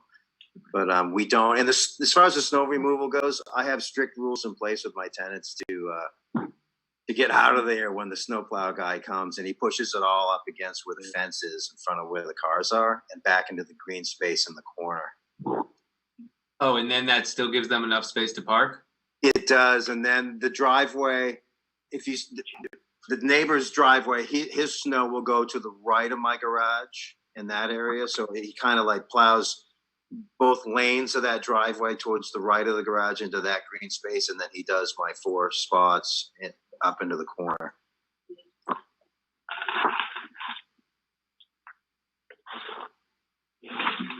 The same guy plows both driveways. We kind of worked that out.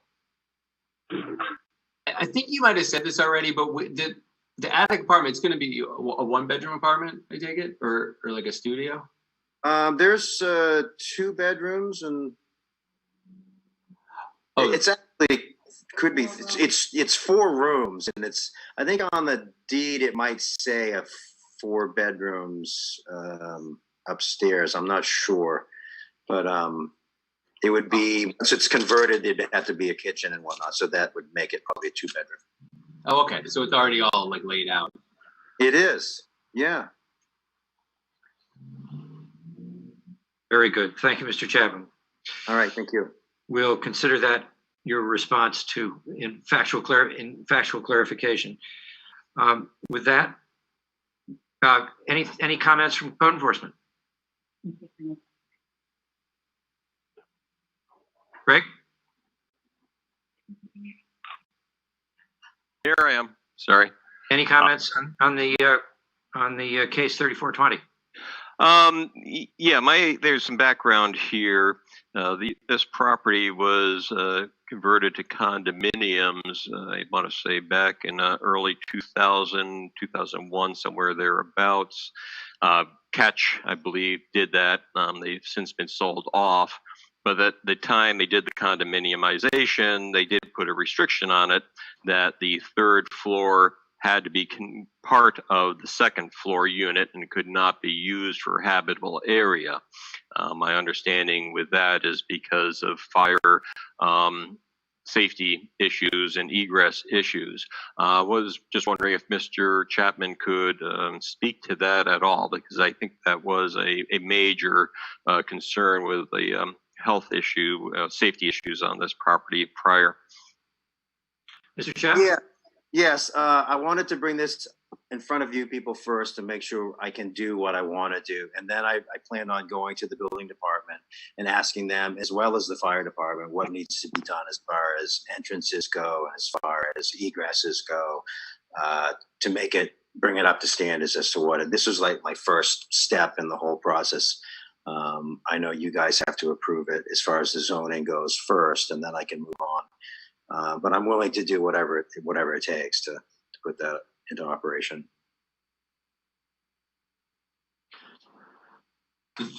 Thank you very much. With that, we'll declare the public testimony portion of the hearing closed. We have a request to convert a finished third floor into a third apartment, was it? Yes, third apartment in a 2-unit dwelling, which would not be permitted due to the lot size. A variance would be required to go from 5869 to 7500. The remainder of the variances have to do with the appellant's desire to leave the parking arrangement as it is, even though he has added another apartment. Discussion. Mr. Monahan, what do you think? As a general matter, I think it's okay, but I am going to oppose to C with regard to the handicap space. And we get into the mechanics of the vote, Chris, we can talk about how to handle that. Yes, certainly. Ms. Scott. I have no concerns about the conversion part. The fact that the third floor is already habitable space is, making it a third unit doesn't change the intensity, because you're basically making the second unit smaller, so you may have less people.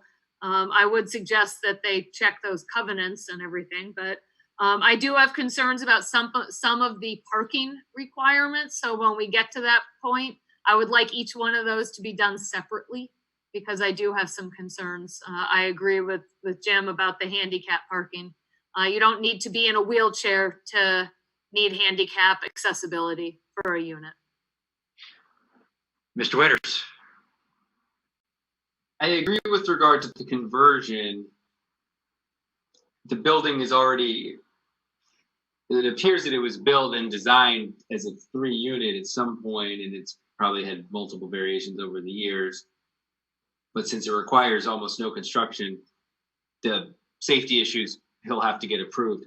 The parking, I'm not really sure about, to be honest. I appreciate the fact that he seems like it functions really well for his current purposes. And he seems like he works really well with his neighbors and is a pretty practical guy. It's just, we have to consider he might not own this forever. We're really granting a variance for any future purpose. I'm not clear if the parking will work indefinitely for any future owner. It seems like if it's going to be a functioning 3-unit apartment, we have to envision that 3 unrelated people could be living there with 6 vehicles all coming in and out. And I frankly think he has to rethink this parking a little bit more to envision what the future could look like in that kind of scenario. And Nick? Yeah, I'm fine with the conversion, and a lot of this parking issue is already there for a 2-unit establishment. I think he could deal with. We heard that he could remove the shed, and I think that might create that 6th spot. So I guess when we'll get to the parking, I guess we can discuss it further. Thank you very much. I'm inclined to think that the 3rd unit would not greatly increase the population on the site, if at all, because right now, obviously, the top floor could be 4 bedrooms for someone living in the apartment. what the net increase of people would be. I can't imagine it being any more than one or two. Actually, Mr. Chairman, if I'll just jump in on that, All right. there is a stipulation on the building permits that third floor not be used for a livable area.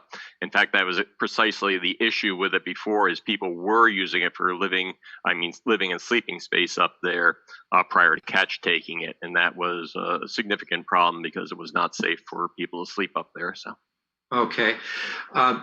It would be possible, would it not, for Mr. Chapman to make changes to the building that would make the third floor acceptable under the codes?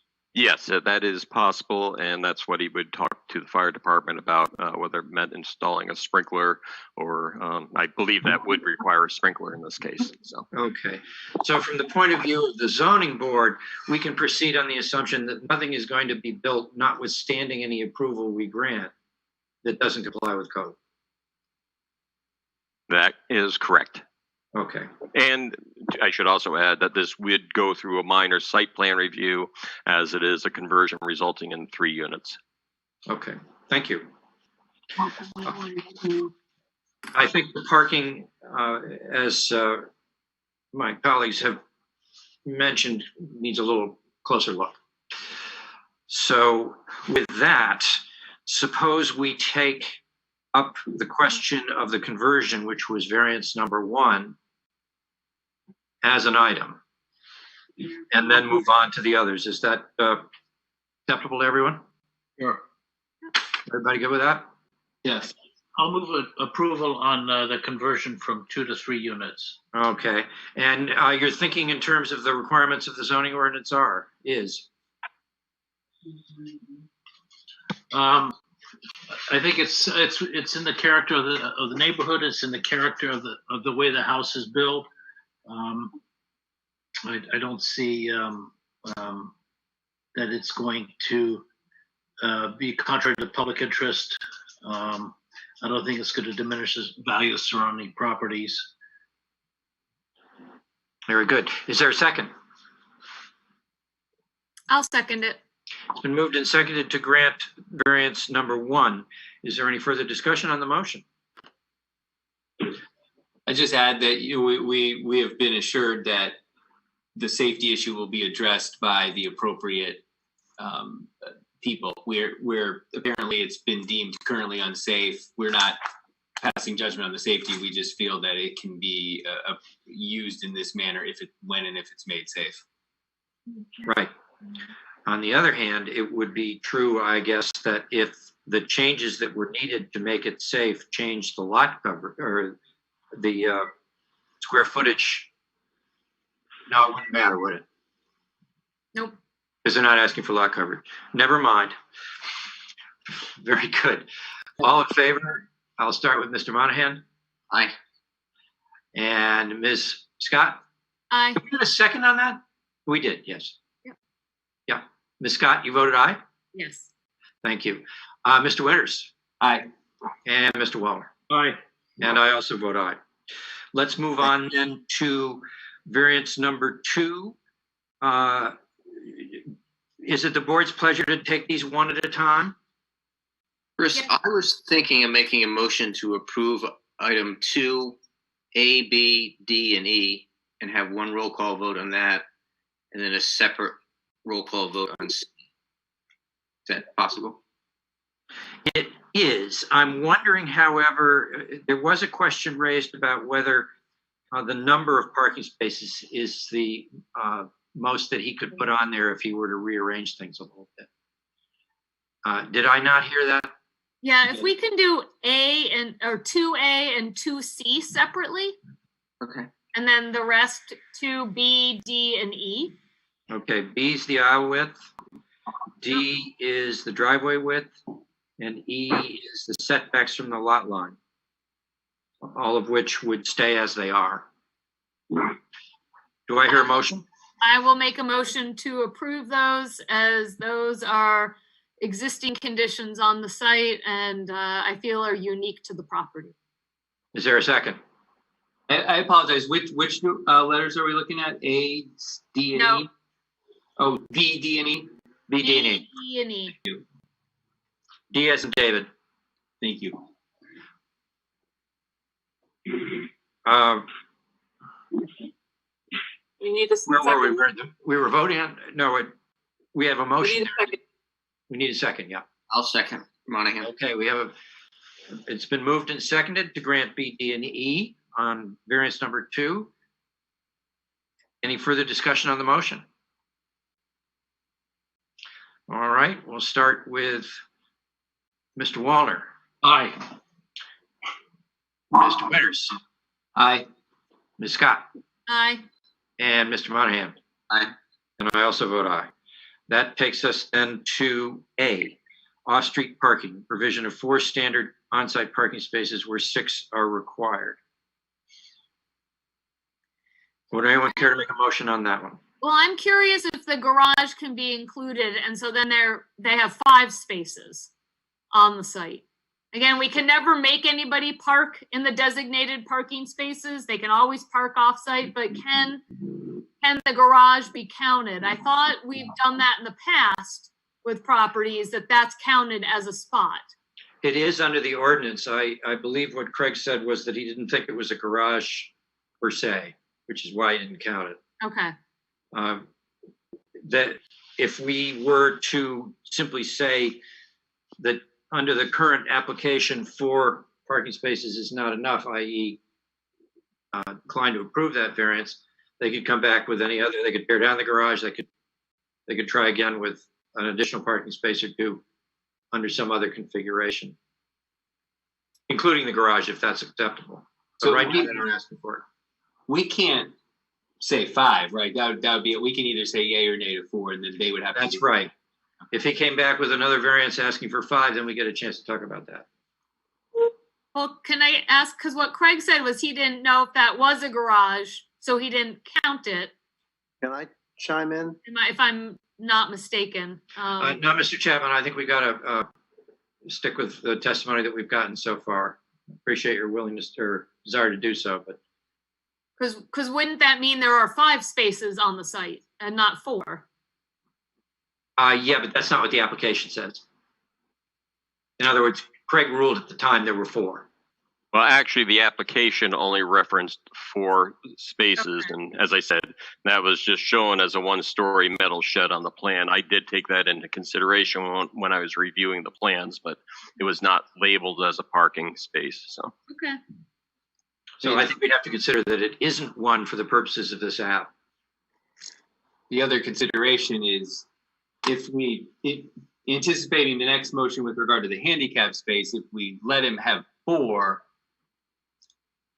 understanding he probably could do 5 if he really worked at it. Instead, letting him have 4, only 4 and thinking about C, that then if he'll have to do the handicap spot, so give him room for that instead. See how they relate to each other that way. We could approve either or both, I guess, for whatever rationale. Theoretically, we should be looking at the 5 criteria. Well, the 5 horsemen of the zoning ordinance. I see them as related in that it's going to. Well,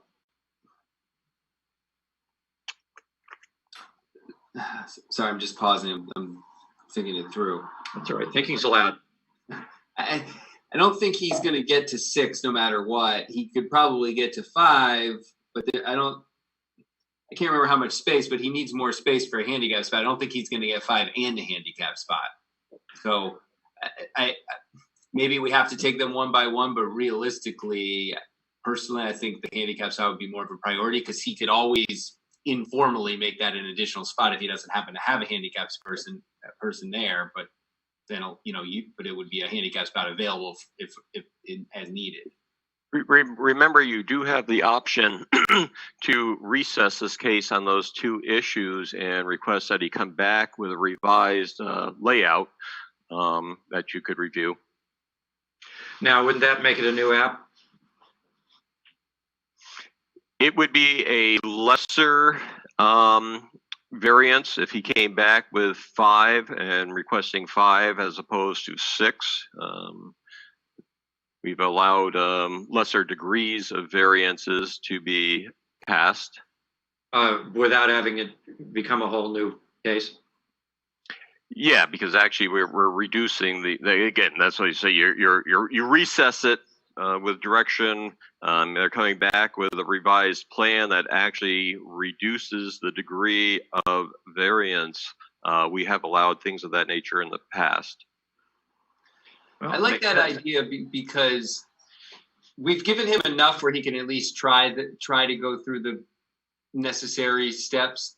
We don't. It may be he can't do it. We don't know. At least he has enough to develop this a little bit further and think about it more seriously. And then once he does that, then he can get to the final parking solution and come back with a more concrete plan. Craig, would it matter if we recessed or tabled? Does it matter which we do? Recessed would be set for the September 2nd September 2nd, 2020 ZBA meeting. A table would be indefinite, and the applicant would have to request to be taken off the table and pay an additional fee. All right. That answers that question. Thank you. But if we recess it, he could set it for September 2nd. Then if he needs more time, he could ask for another recess while he's working it through. And then That's generally not advisable, but yeah. Okay. Well, I know my sentiments would be in favor of not making him pay another fee just to keep going with this case. Right. Do I hear a motion to recess the case, leaving items, I believe it's A and D? D. E. A and E, unresolved? A and C. C? A and C, yes. A and C. Alpha Kappa. Craig, if we do that, he can rely on the variance we already granted, correct? Well, no, because there are still variances pending that would finalize his whole request here. His request is not finalized till all these issues have been resolved. Even the conversion He wouldn't have to worry about us reversing the other variance. Right. Right. That's what it boils down to. You've granted that still stays on the books, but he would not be able to go out tomorrow and get a building permit to start construction. That was your question, right, Andrew? Yeah. Yeah. Okay. Do I hear a motion then to table the case with A and C unresolved? Recess. I think recess the case. I'll make a motion to recess the case until the September ZBA meeting. Is there a second? I second it. Any discussion? All right. We'll start with Mr. Wallner. Aye. Mr. Winters. Aye. Ms. Scott. Aye. Mr. Monahan. Aye. And I also vote aye. Which takes care of this case for this evening. The next case on the agenda is 3520 Kenneth Smith and Lee Adams. The applicant wishes to convert a 2-unit office apartment building to a 3-unit dwelling and requests the following: a variance to Article 28.53 minimum lot size to allow for a 3-unit conversion on a property with a lot size of 9,486 plus or minus square feet, where 10,000 square feet is required, and a variance to Article 28.77F driveway widths to permit a 12-foot wide driveway for 2-way traffic, where a 24-foot wide driveway is required. And this is for a property at 8 Pearly Street in a UT urban transitional district. Is either Kenneth Smith or Lee Adams available to testify? I am looking, sir. They were not here at the beginning. I'm just seeing if there's someone that needs to speak to this. Is there anyone else who can represent them? I'm going to give a quick phone call. Hold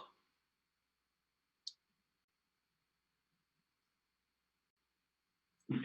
We could defer this case to the end of the agenda and keep going if they're not around. No, Attorney Cronin just got on. Okay. Cronin is allowed to speak, sir. Unmute yourself. Can you hear me? Yes, Mr. Cronin. Mr. Cronin, are you here to speak for on case 3520, Mr. Lee and Mr. Adams? Yes, I am, Mr. Chairman. My name is John Cronin. Go ahead. You swear to tell the truth? I certainly do. Thank you very much. You're representing the applicants, I assume, the appellants. Would you fill us in on why you feel a variance is appropriate here? Yeah, just for the record, my name is John Cronin. I'm an attorney with the firm of Cronin, Bisson, and Zielinski in Manchester. I spend a lot of my time in ZBAs and planning boards to the south, and on occasion I get to come to Concord, and certainly appreciate the opportunity to be heard in this case. As you know from the application, this is an existing building. It's over at 8 Pearly, and it does not require any building modifications or site modifications. The site is about 550 feet less than the 10,000 foot required for the use that's proposed. Currently, the building, which was constructed in or about 1910, according to the tax cards, is occupied on the first floor with an office use, and there is an existing apartment on the second floor. The owners propose to convert the first floor to 2 dwelling units, a 2-bedroom unit and a studio, to accompany the unit on the upstairs. There are approximately 9 parking spaces, 1 marked with a handicapped designation. The UT zone allows this particular use in this area, but for the minimal shortage of square footage, the variance would not likely be necessary. There's also a second variance that's called out. Right, streets. I think it's called out as 12. By scale, it's a little bit closer to 14, I believe. But even if it's 12 for the use that's proposed, certainly it's adequate for what's been there, and it's been pre-existing non-conforming for many, many years. As the board knows, the residential uses, traffic generators are spread out more over the day as opposed to where peak hours and office use would be. Certainly the public interest in the spirit of the ordinance is looking to make properties productive, and under the Farrar standard for Keene, we recognize the governor has made recent calls for more housing units. I think the vacancy percent at the last call was around 1%. Quarterly, a healthy supply and demand market for housing is roughly around 7%. So you can see that there's a scarcity of housing in all areas throughout the state. On the other hand, office properties has high vacancy rate, and with I think people finding they've been able to work successfully both at ZBA meetings and Zoom or through their office proceedings, it's expected that we'll see further decline in the office market. And the goal here is to make this property maximally productive. Looking at the site itself, again, the parking is well marked. There is decent site distance moving to the left so people can have adequate time to come out and move and get a look at what's going on. We're hopeful that the board will look at this favorably. As far as the hardship piece, I mean, this is an existing building, an existing lot. There's not much you can do to change the physical characteristics of it.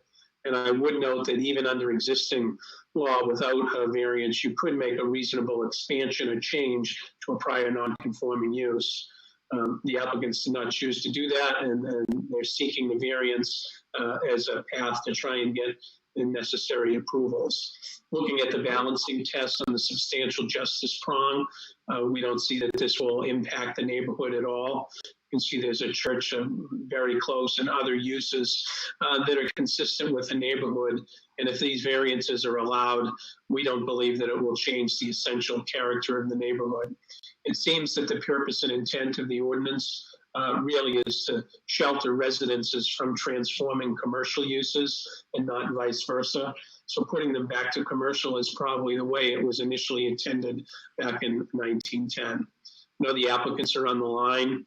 I will make reference to the 5 criteria spelled out our application, but I noticed in other cases that strict reading of those is waived or not necessary. So I'd be happy to take any questions that you may have, and I know the applicants will help me if there's anything that I don't have the basis to respond to. Questions from the board? I have a question. Attorney Cronin, it's Laura Scott. How are you? I'm very well. How are you? I'm good. What business was on the first floor? I can't place it. Is Mr. Smith with us? Can you identify the name of the office use? I'll take some other questions, and I can't text him to get to. I can help you with that, Laura. My last recollection is it was a law office, a small law office down that first floor, but it was a professional office of some sort. Okay, thank you. Other questions from the board? Craig, do they have enough parking? Yes, they do. They have more than adequate parking on site. Okay. Other questions from the board?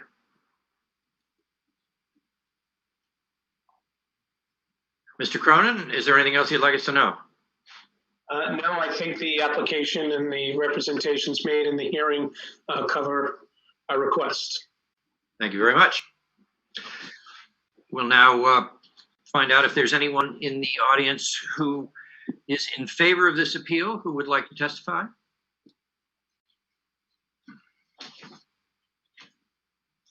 Is there anyone in the audience who is in opposition to the appeal who would like to testify? No hand. We have a hand? No, we do not. Okay. Craig, was there a letter on this case? Did I? No. No, I didn't. I just checked. I didn't see one, and I don't recall one coming in. So. Okay. I don't know why I thought there might have been.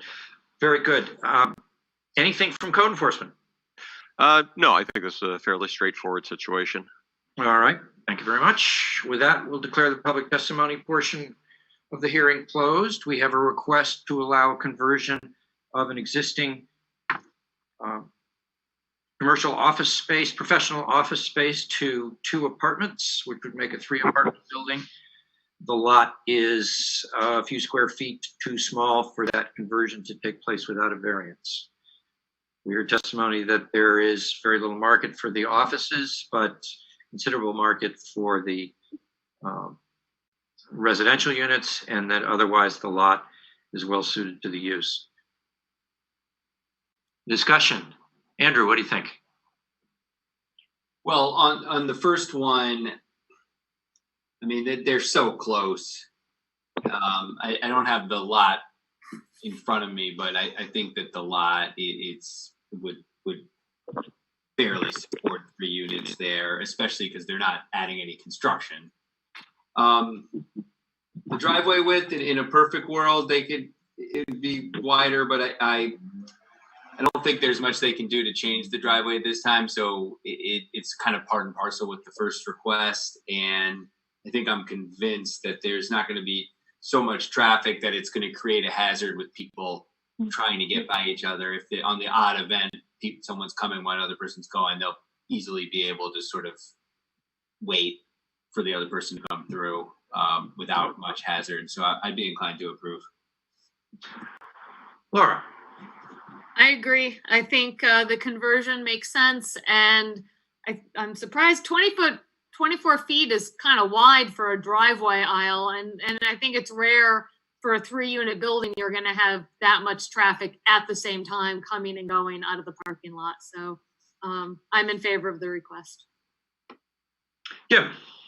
Yeah, I generally agree. I think folks have covered it, and I'm supportive of the request. And Nick. Likewise. Very good. I agree with my colleagues for all the reasons that they gave. I think the conversion makes sense and meets the requirements for a variance. Anyone care to make a motion? I move to Mr. approve. Chair, Mm-hmm. is this motion for both? Yes, it would be a motion for both, correct? I move to approve both variances. Is there a second? I'll second. All right, we have a motion and a second. Is there any discussion on the motion? All in favor? Oh, no, we can't do that. Sorry, Mr. Monahan. Sorry, you. I'm calling for a vote. I referred it to form and tried to do it all at once, but that's not allowed. Yes, I'll vote aye. And Ms. Scott. Aye. And Mr. Winters. Aye. And Mr. Wallner. Aye. And I also vote aye. So both variances are granted on case 3520.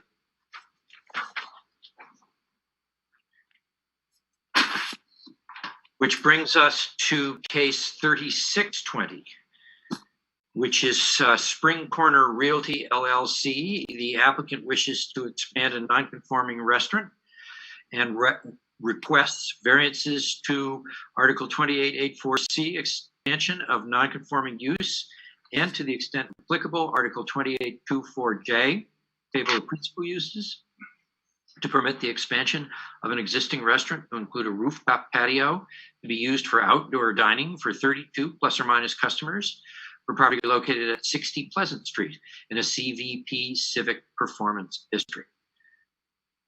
I believe this is Remy Hinshaw. Is there anyone here representing Remy or Remy himself? Yes. Ah, very good. Mr. Hinshaw, you swear to tell the truth and nothing but the truth? Excellent. Would you fill us in on the reasons why you feel a variance is appropriate here? I think he's on mute. I don't hear the audio. Remy, you're muted. You have to unmute yourself.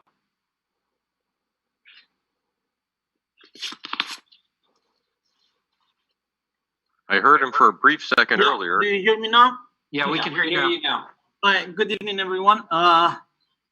So as you said, my name is Remy Njia, and as some of you might know, I used to own Remy's Place Pizza and Restaurant on that location, and from 2000 to 2014, and then finally on the end of 2017, I was able to buy the property, and the first year or so, we renovated the 5 condos, and we were able to finish that project and sell the condos. And now that the restaurant is mine, and the fact that I was emotionally attached to that, and because I grew up on that restaurant, I decided to reopen it. And we did open on February 14th, this February 14th for Valentine's. And unfortunately for my bad luck, or everybody's actually, we got hit with COVID-19, and we had pretty much only to do takeouts. So with the governor's order that we were allowed to do,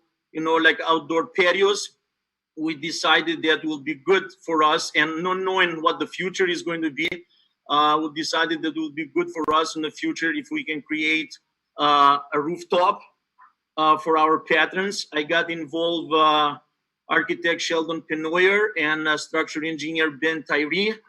Ben Tyree came and did the structural visual and structural study on that roof, and he said that based on the condition that the roof is now, we are allowed to have 40 plus seating. However, with what we're proposing, we do not need more than 30. I think 30 or 32 maximum is enough. We are not going to be on a city sidewalk. All the seating is going to be on our property. I believe that if we can have this variance, this will be a great neighborhood designation for neighbors around to come. As you know, that is another patio restaurant in town that has very limited parking, but at least we have some parking spaces on the side beside the condos. And I think for the sake of the restaurant to succeed, for the sake of patrons being saved and making this another upgraded restaurant in town, and for the neighborhood of Pleasant Street and surrounding streets, I think that will be a good decision. Questions from the board? Mr. Chair, this is Phil Hastings. Oh, I'm sorry, Phil. I swear to tell the truth? Yes, I do. Very good. Are you representing Remy? I do represent Remy and Spring Corner Realty LLC. Before you get into questions, if you don't mind, I'll walk through some of the salient. Yes, by all means. I didn't see you sitting there. That's a good thing. So this is a unique request. We understand Concord. I think there's only 2 rooftop patio restaurants in Concord. One's at the Common Man, the other's at the Draft that I'm aware of. This property is fairly uniquely situated. It's in the CVP district, which is an unusual neighborhood mix of properties. You've got the federal courthouse across the street. You've got residential uses. You've got the elementary school around the corner. You've got some high density residential uses. And adding some capacity to this restaurant would really be help revitalize that neighborhood and serve the neighborhood in a way. People rely on the restaurant, both coming through the neighborhood and in the neighborhood. So it's very in keeping with that, with the character of the neighborhood. Under the zoning ordinance, this is a lawful non-conforming use, and which could be expanded up to 10%. So we're asking for a variance because we're exceeding that 10%. As Remy indicated, the indoor seating capacity is really limited, and given the location of the property across from the courthouse and on Pleasant Street, which is fairly busy, it's really not appropriate to try to do what the downtown restaurants have done in taking over some parking spaces. So it made sense to not add additional footprint and go up. The building, as Remy mentioned, is structurally sound. It's situated well for that. Remy went to the ADR either earlier this week or last week. The ADR Yesterday. Approved the plans with some comments about the facade to make the building a little more acceptable aesthetically.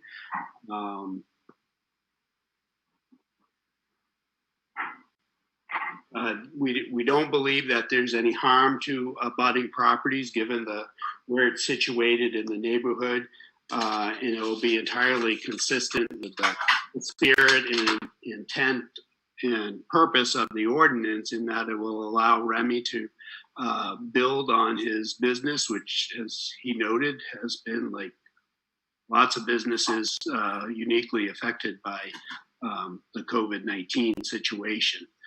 So we think this is a great opportunity to create a neighborhood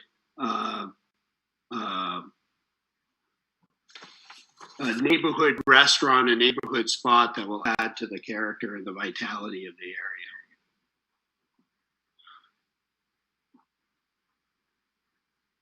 Are there any questions for either Mr. Hinshaw or Mr. Hastings? No. I have a question. Go ahead, Laura. Are we talking about, temporary? Is it temporary, or is this, permanent year round? You're going to have the fire heater stands up to warm people in the winter. And, I'm just thinking, is this, a couple months out of the year, or is this a year round, or as much as possible year round addition to this building? As much as possible. Let's say from April till as soon as the first snow touches the ground. Thank you. You're welcome. Other questions? Yes, I'm just curious, how are the patrons going to get to the roof? Is there From inside. From inside, we have a ramp. If you look at the drawing, we have a ramp that comes on where the parking lot is, and as they get in, that there will be the way to the stairs going up to the roof, and it's going to be a dog house. As they come on the top of the roof, then will be the roof, the patio. It does not need a second means of egress, because usually when you have 50 plus people, then you need to have second means of egress, because we are under there. We are between 30 to 32.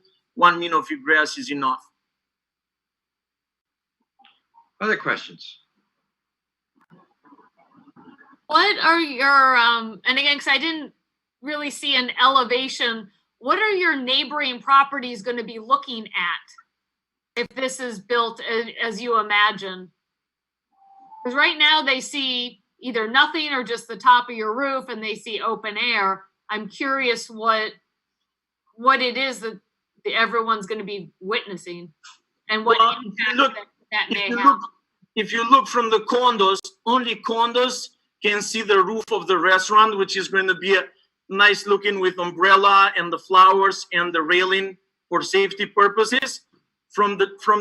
From the seating up to the restaurant, you do not see anything. However, I did speak with the condo owners. In fact, they suggested that, two of them suggested that it will be better if I can build a wall going up for privacy reasons. Exactly, only the condos can see down to the roof. From the roof, you cannot see up to the condos, but I like to respect the idea of the condo owners, because I am one of the condo owners too. I own condo 6 and 7, and the other condo owners own from 2, 4, 6, and 10 North Spring Street. Any other questions? Yeah, maybe this is probably for Attorney Hastings, but what the 10%? I'm just trying to figure out what would he be allowed to do, and what is he going beyond? This may be a question more for Mr. Walker, but as I understand the section 28.8.4C, it allows a non-conforming use to be enlarged or extended so as to occupy an additional floor area that's not more than 10% of the total floor area occupied by the non-conforming use. So the ordinance allows a relatively nominal amount of expansion of a non-conforming use. Because we're going up, we're expanding the floor area beyond the 10%. So a special exception isn't appropriate here. Well, what's the current non-conformity? It's for the use. It's a grandfathered use as a restaurant in this district. Oh, really? You can't have a restaurant? Huh. No, it's civic performance district. Yeah, restaurant uses are not permitted in that district. The use was established a number of years ago by a special exception. Yeah.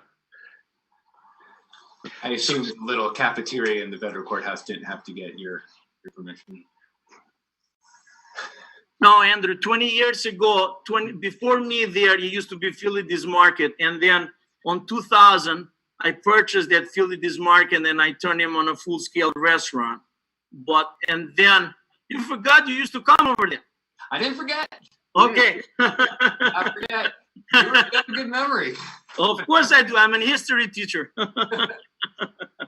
But it used to be Philly's Market before. That's where the old building that has the roof, the pitch roof, and the flat one used to be the house. So the Philly's family tore their house down and made the market bigger.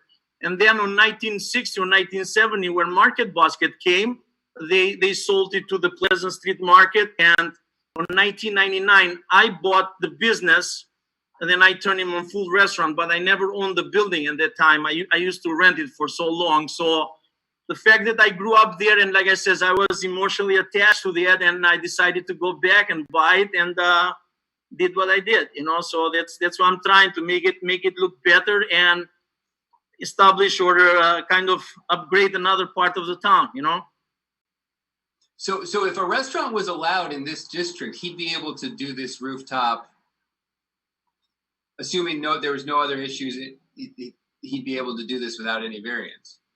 It's not allowed in the district, though. Right. No, I understand. That would stand true for any district. If it was otherwise allowed in the district, they'd be allowed to expand. But yeah. Fair enough.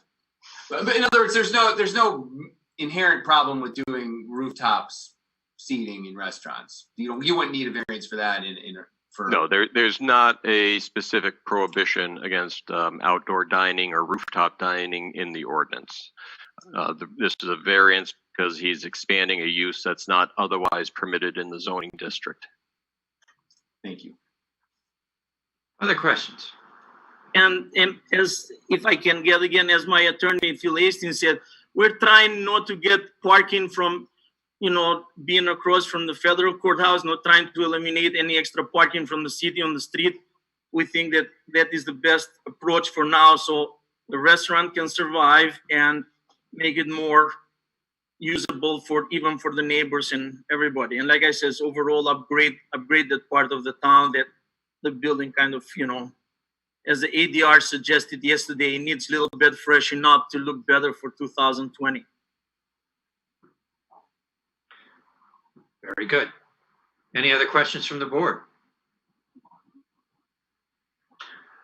Anything else, Mr. Hastings or Mr. Hinchett? I'm good. Thank you very much. Thank you. Thank you. With that, we'll check in with anyone who would like to be heard in favor of this appeal.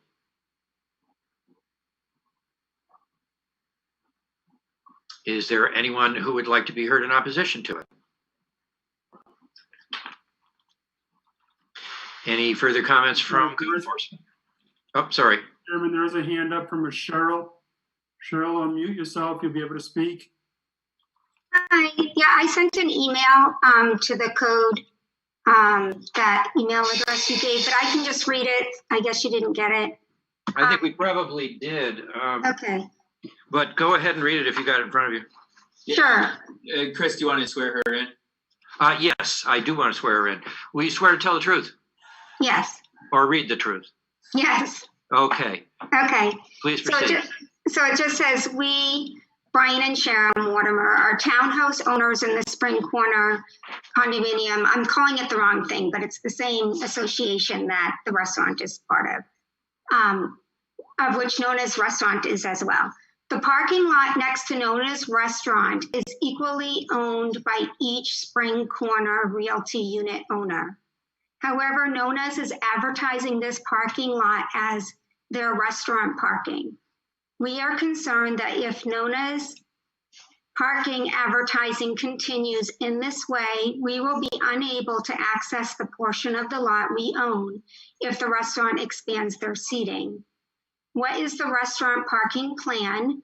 And I've attached Exhibit C, which is page 45 of our bylaws, of which Nona is supposed to be abiding by as well, showing the percentage of interest of that parking lot, as well as the plot plan that shows you kind of how it's all lined up. And then the other two questions are, what is the plan for privacy for us, the townhouses that look right on there? And then what is the noise control plan? And then also just that we'd love to support the restaurant. We would love that. I think it would be great for the neighborhood, but we have some significant concerns about our rights, our property rights being infringed upon as they currently are right now.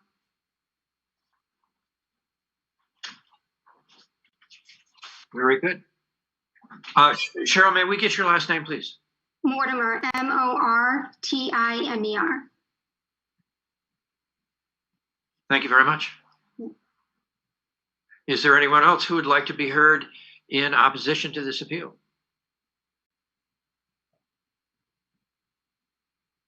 Any comments from code enforcement? Yeah, I just want to be on record that Mr. Hastings, Attorney Hastings, and I do have a slightly different opinion on what the basis of this variance should be. My opinion, though, and it is listed in the ordinance here, or the agenda write-up, is that it really should be from Article 28-24J, the table of principal uses, which is really what prohibits the use in the first place and prohibits any expansion or alteration of the use. The other article there really is to allow an expansion of a limited amount to an existing non-conforming use, but I don't believe that's the appropriate thing to be requesting a variance from. But we are. It is there, and it's just a difference of opinion. I just wanted to be clear and on record on that. So. Okay, but it is part of the agenda, therefore we are being asked to review it. Yes, you are. Okay. Very good. Mr. Hastings, Mr. Hinchett, would you like to offer factual clarification in response to anything you've heard? Yes, please. I'd like to, I'll take them in reverse order on Craig's point about the about the basis for the variance. I understand Craig's position. He may very well be right. And from our perspective, as long as this board grants the variance that allows the expansion, it doesn't really matter to me what section it is based upon. I think it could be reasonably considered under either one. And I will definitely defer to Craig on his opinion of which one he believes applies. With respect to the comments from Ms. Mortimer, we're aware that there are some issues about the parking lot. I believe those are private issues to be resolved among the unit owners pursuant to the terms of the condominium declaration, and they are not a factor in the board's decision tonight on this variance. I believe Remy has addressed the privacy concern. I don't recall that Remy talked about the noise issue. I will let him respond to that separately, but of course we will comply with all noise requirements and ordinances, and we will certainly try to be good and respectful neighbors. So I don't know if Remy wants to address. Yeah, of course. Of course. Can I just ask real quick before you get into the noise? You had mentioned a wall. Is that part of your plan? Can we rely on that in deciding this variance, or were you just thinking about doing a wall? Well, may I come in? Yeah. Okay. So as soon as I received the notification from the zoning board about the variance, or when the meeting was going to do, I did contact all the condo owner or the townhouse owner, and I said that this is the situation. I'd like to get your opinion about what do you want to do.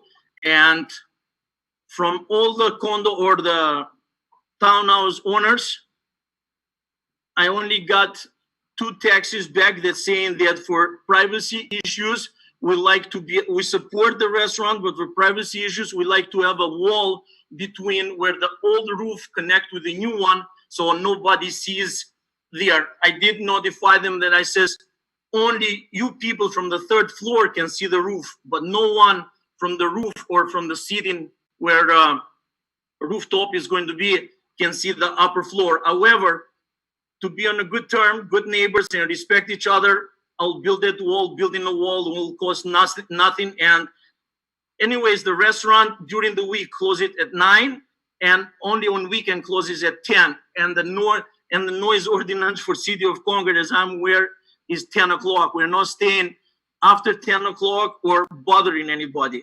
About the parking, as my attorney says, this was kind of a private matter. However, I did respect the condo owners' wishes because it was a parking close to their carport that they had a hard time getting in and out.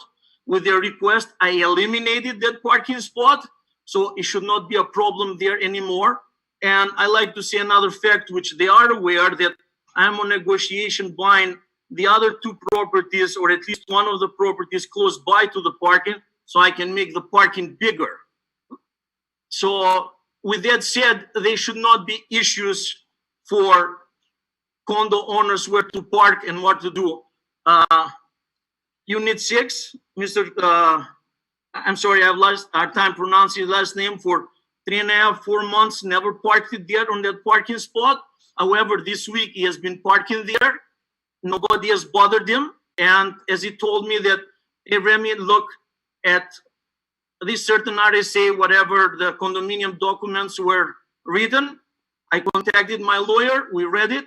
He has been parking there, breakfast, lunch, dinner, and maybe making it a little bit hard for the customers to come in. But for the moment, since he claimed that he has every right to park there, nobody has bothered him to park there. In fact, I'm trying to extend the parking by buying another property next door so the parking can be bigger.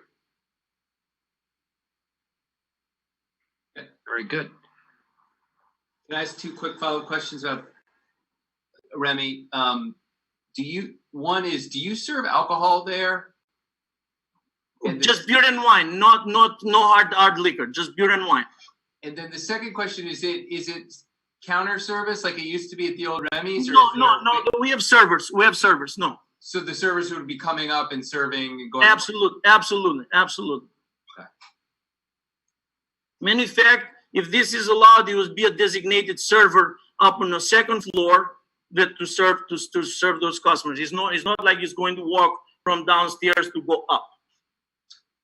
But you don't have like a bar, right? You just they serve alcohol. The servers serve alcohol to people eating. Yeah, but we're going to put a little refrigerator up there that for soft drinks and beer and wine, a designated person will be on the second floor, and only if they need food, then the food will come from the kitchen from the first floor.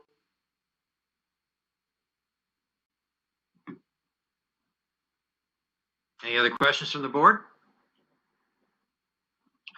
Thank you very much. Thank you, Mr. Hinsha. Thank you, Mr. Hastings. I think we're all set.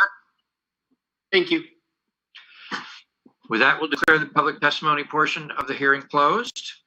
We have a request to expand a non-conforming use by creating a rooftop restaurant deck on Pleasant Street across from the courthouse. We heard testimony that this type of dining is very much in vogue due to the COVID-19 restrictions, and that this is the only place this particular restaurant could do outdoor dining. I have a question for Craig. Okay. And I'm sorry I didn't think of it before. Craig, with the expansion, with the number of seats that they're expanding, and I don't, again, because this is a non-conforming use in this district, do they have to do anything with parking, or is it just a free-for-all park on the street? The yeah, I wasn't looking at it as a free for all parking on the street. No, but well, the parking was granted variances back when this was first established by special exception as a restaurant. Right. So they are maintaining the existing parking that was previously granted variances, and that runs with the land. Outdoor dining is not calculated for parking requirements. Couple of reasons. First one being it's based on gross floor area, and gross floor area is defined as outside wall to outside wall. So it's become rather problematic with outdoor dining and no outside walls to calculate against. And then the practicality of it is that during the periods when outdoor dining is available here in New Hampshire, if you walk inside the restaurant, you'll see that most of the people that would sit there in the winter are outside. So it does not generally lend itself to overcrowding or any additional crowding than a standard restaurant would. So okay. Does that help?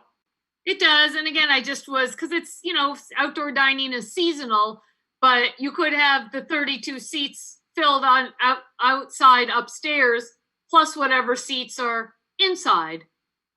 So it's not, doesn't mean that people only sit outside when there's outside dining available. No, it is a possibility, but we've found, at least with the draft and down on the common man, right, that there hasn't been any additional problems with that.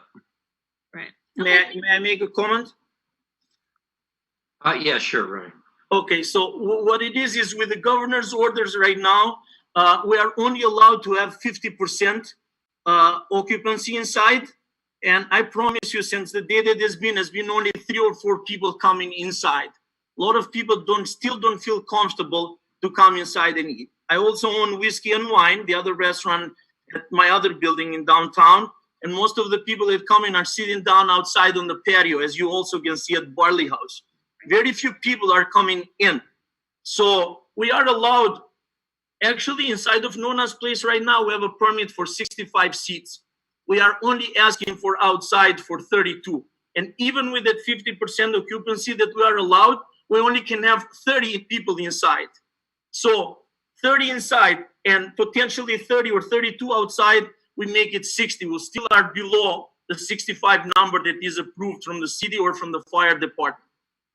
So it's not like we're expanding to a number, let's say 65 plus 30 something, we're at 100 seats. We're not. Thank you very much.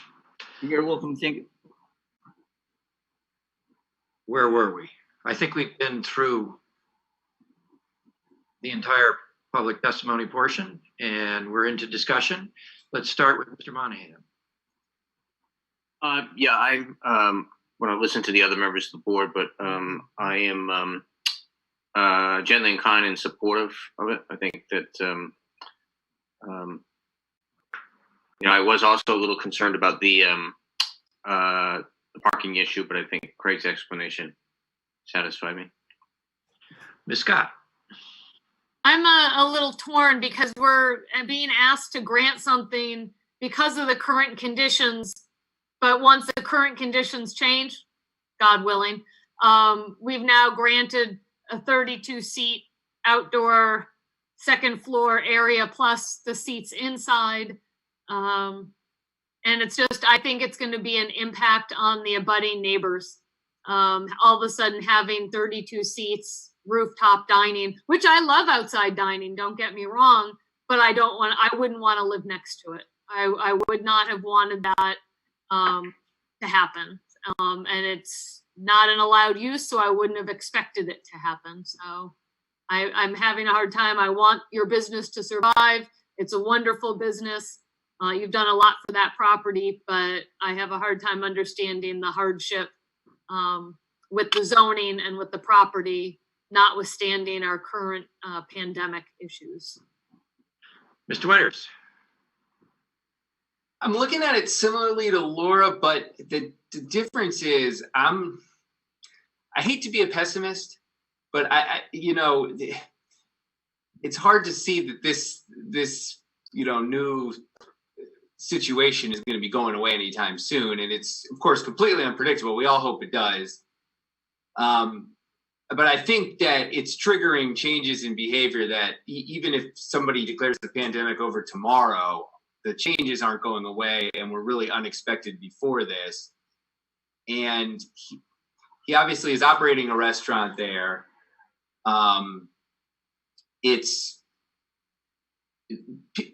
There's a likelihood that there's going to be a low demand for indoor dining for the indefinite future.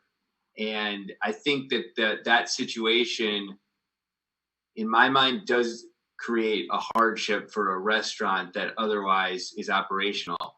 It's tough because I couldn't see granting this pre-COVID because I do understand the neighbors' concerns, and I wouldn't want a rooftop restaurant with alcohol right next to me. On the other hand, the district is a civic performance district, which is accommodating high density residential use. There's clearly a large mix of use in that area. So it's not a quiet residential area where people are expecting to have nothing.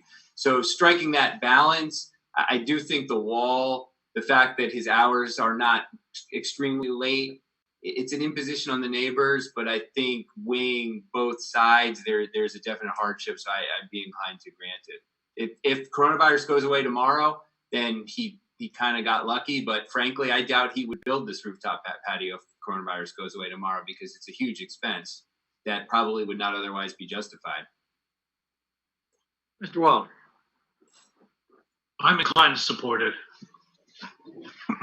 Very good. I am also inclined to support it. I think that the presence of the restaurant there as a non-conforming use has already been blessed by the zoning board. I guess it was a special exception when it was originally permitted.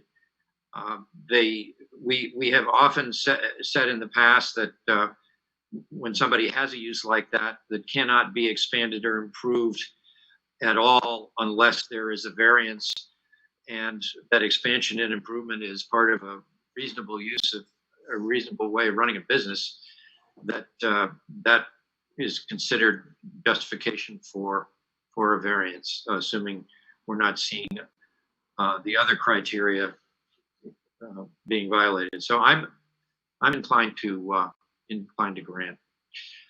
Would anyone care to make a motion? I move to approve it, and I don't, I guess I would add it as a condition. Well, maybe I defer to Craig on this, if I can add it as a condition or simply make note of the fact that as part of the application, Mr. Hinksia has committed to building a wall sufficient to shield the view of the neighboring property. Well, that was the testimony, so that's part of the record.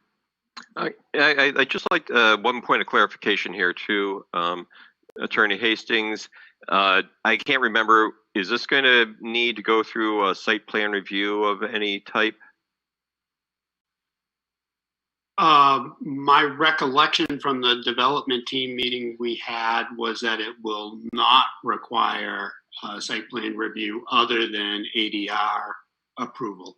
Right, which they went to ADR yesterday, and yeah, and they made a recommendation for the wall that will be going to the planning board then on the 19th of August.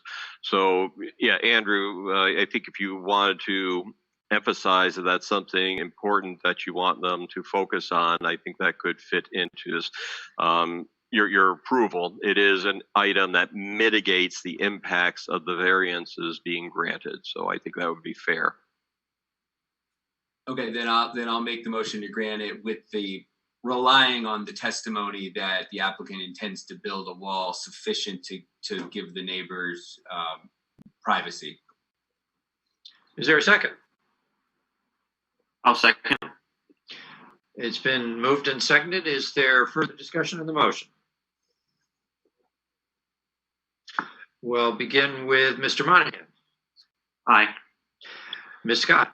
I abstain. Mr. Winters. Aye. Mr. Wallner. Aye. And I also vote aye. So we have 4 ayes and an abstention. The motion carries and the variance is granted. That's the first abstention I've ever run across. Thank you very much. Thank you very much. I wish you all the best with your business, and I hope your rooftop is a success. Well, I hope I see you there so you can enjoy it, you know?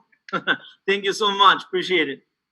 Okay, next case, 3820, Robert Seward Jr. The applicant wishes to construct a 30-foot wide by 30-foot deep garage and requests a variance to the table of dimensional regulations to allow for a 34-foot side setback where a 40-foot side setback is required for property located at 88 Birchdale Road in an RO open space residential district. Is Mr. Seward with us? I am. He is. Mr. Seward, do you swear to tell the truth and nothing but? Absolutely. Would you fill us in on the reasons why you feel this variance is appropriate? Yes. So when we moved into our home, we had one child, and that was the plan where we were going to stop. And we have a 3-bedroom home, and we had a garage that could handle the vehicle size that we had at the time. We had an opportunity 2 years ago to adopt a little girl, a baby girl, who was had some difficulties in the previous home, and as a result of that, we now have an additional child in our home, and we had to, as a result of that, and the vehicle size that we're driving, the garage that we have type the old vehicles, it's almost impossible to current vehicles that we have at a minivan, and just yeah. So the garage is 22 by 22, and it has one of those big single doors that lets 2 vehicles supposedly pull in, but I can just tell you it doesn't really work with minivans. In addition, we had a spare bedroom, and with the addition of another child, we lost that spare bedroom. We'd like to have a spare bedroom back. So the proposed 30 by 30 would allow us to have 2 full-size modern vehicles parked in the garage, and would allow us to put the spare bedrooms up above it. I believe, if I'm looking at the chart right, we're going to stretch about 6 feet across that line. So instead of 40 feet, we'd be I don't know, like, I guess it'd be 34 feet back. So that's what we're here to ask for. And I can answer any questions if anybody has any. Questions for Mr. Seward? No, there's my house.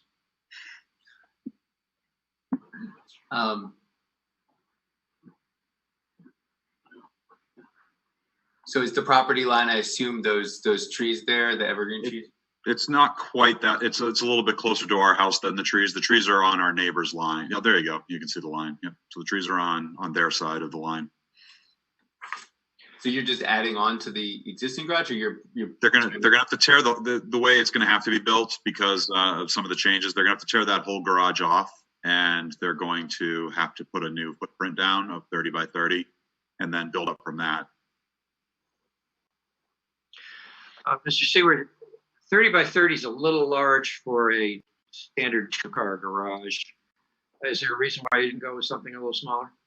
So the 30 wide was actually kind of what our developer, the person that we hired said. And then when we were talking to him, I said, well, it'd be nice if we could go back further as well so I could store, right now our riding lawnmower is stored underneath an addition that's on the house. And it's very tight under there fitting it, but I'd be able to put that in front of the vehicles. So right now, when we pull a minivan into that 22-foot deep garage, you put the nose almost up to the concrete wall and you close the garage door. You can't safely open the hatch on the back of the minivan. We always have to open the garage door to make sure that it opens properly. So that's where the depth was for two reasons. One, so we could store a little bit more stuff a little more comfortably in front of the vehicles. And then secondly, so that hopefully the vehicle would be able to open up the hatch in the back without having to open the garage door. The 30-foot wide, once again, was just what the builder, when we were talking with the builder, that's what we thought would be appropriate so that both vehicles could open the doors fully and not bump into each other or walls or anything else. Because right now, when I get out of my vehicle, we have a rubber stopper on the concrete so that the door doesn't bump the concrete, and I have to squeeze out of my door, and I'm a big guy, so squeezing's uncomfortable, but that's what I have to do right now with the 22-foot. So once again, that's what he felt was appropriate, was to go to 30. It'd be two garage doors. They'd be their own separate bays. Anyway, hopefully I answered your question. Other questions from the board? What, just a standard that we've seen most garages of those, is it 28 by 28 or 24 by 24? 24 by 24 is a pretty ordinary two-car garage. That's the usual size. You can make it any size you want, obviously. It's just that it's considered a usable size. Maybe part of what might be misunderstood here is that our house is at a higher elevation than our garage. So we actually have a full stairway that has to go up from the garage floor into the house. So that's taking up probably another, I don't know, what is this normal stairwell, 4 feet wide? Be 3 feet. So that's taking up that additional space there. So I don't know if that is part of the reason why he felt that distance made more sense. That would be a reason. Any other questions? Have you consulted the neighbor who you'd be going a little closer to? I did, and he was on earlier. I'm not sure if he still is on, but we've talked about it. I told him that this meeting was coming. He said he wanted to be part of it, although he was on at 7. I'm just not sure he's still on at 9:30. Or almost 10 o'clock, I should say. So I appreciate it. Stuart Fulton? Yes. Yes, he's still on. So he can probably, I wouldn't want to speak for him about his opinion. I'd want to let him speak for himself. Okay, well, we'll get to that. Is there, are there any other questions? Very good. Thank you, Mr. Seward. Absolutely, thank you. Mr. Fulton? Yes, sir. What, do you swear to tell the truth and nothing but? Yes, sir. What would you like us to know? I think I would agree with our neighbor. He and I have spoken, and we're aware of the plans. The 30-foot wide garage is a little larger than even ours is a two-car garage. And while we are neighborly, and you want to be neighborly, we haven't objected to the plans. I think from a neighborly concern, it's the 2-story high elevation coming 6 feet closer, I think, is the intimidating factor. And our houses are a little closer on this side of the developed area, just because of the lay of the land and what is buildable. So we don't stand in objection to it. We have expressed our concerns, and our living area is on that side of the house as well. Children's bedrooms and porch and such. So, as I think has been mentioned earlier, while we intend to stay for some time, this is our home, neighbors do change. So, but again, we do not stand in opposition to the plans as stated at present. Thank you very much. Is there anyone else who would like to be heard, either in favor or in opposition? Any comments from code enforcement? Nope, nothing to add for this one. Very good. Mr. Searer, would you like to offer any factual clarification in response to what you've heard? No, I think he was right on target, so. Okay.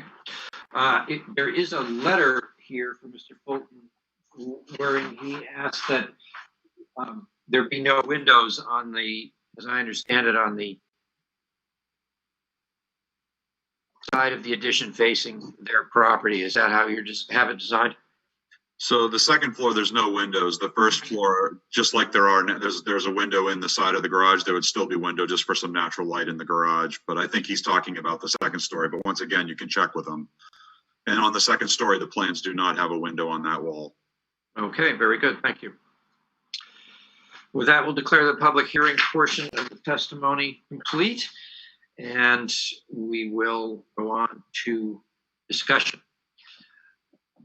Mr. Wallner. You know, at first glance, certainly a 30-foot wide garage seems to be a little larger than normal. But then we heard a discussion that there's a stairwell that certainly encumbers part of the garage space. So I think the 30-foot wide request is reasonable. I'm persuaded that, you know, if you have a full-size minivan and, you know, a full-size pickup truck, that would be an issue. So I don't think it's an unreasonable request for this particular applicant. Andrew, excuse me. Yeah, you know, it's for this particular area, I don't think it seems excessive, generally speaking, you know, that for that wide of a garage. But for this particular area, you know, they're big lots, big houses. People are going to have, you know, people have bigger cars and they want to store bigger stuff. There's nowhere else he can really go to get that width. And although he's into the setback, I mean, it's a large setback, and there's not, the other house I don't think was really crowding in the setback. So the neighbors seems a little ambivalent, but I doubt it's going to have a major impact on the property values. So I'd be inclined to approve. Laura. I agree. I think if they did the standard 24 by 24, it's really not 24 feet wide with the stairwell. That was good information to have, because that does eat into the width of the garage. I agree. It's a large setback, and having 34 feet instead of 40 feet, you know, there's still a large buffer there. So. Yeah. Yeah, I agree with what's been said. I also had some concerns about the size of the garage, but the staircase, I think, justifies it. So I'm inclined to support. I agree with all my colleagues, and I am inclined to support for the same reasons that they are. Do we hear a motion? Yeah, I'll move approval. Is there a second? I'll second. It's been moved and seconded to grant the variance. Is there any discussion? All in favor? Aye. Oh, that's right. We can't do that. I keep getting that wrong. Let's start with Mr. Wallner this time. Aye. Mr. Winters. Aye. Ms. Scott. Aye. Mr. Monahan. Aye. And I say aye. Thank The you. last case this evening, I'm going to get this right this time. The last case is 3920, Philip Bates. Oh, by the way, that variance is granted. Did I say that? Yes, I did. The last case this evening is 3920, Philip Bates for Timothy D. Deacon.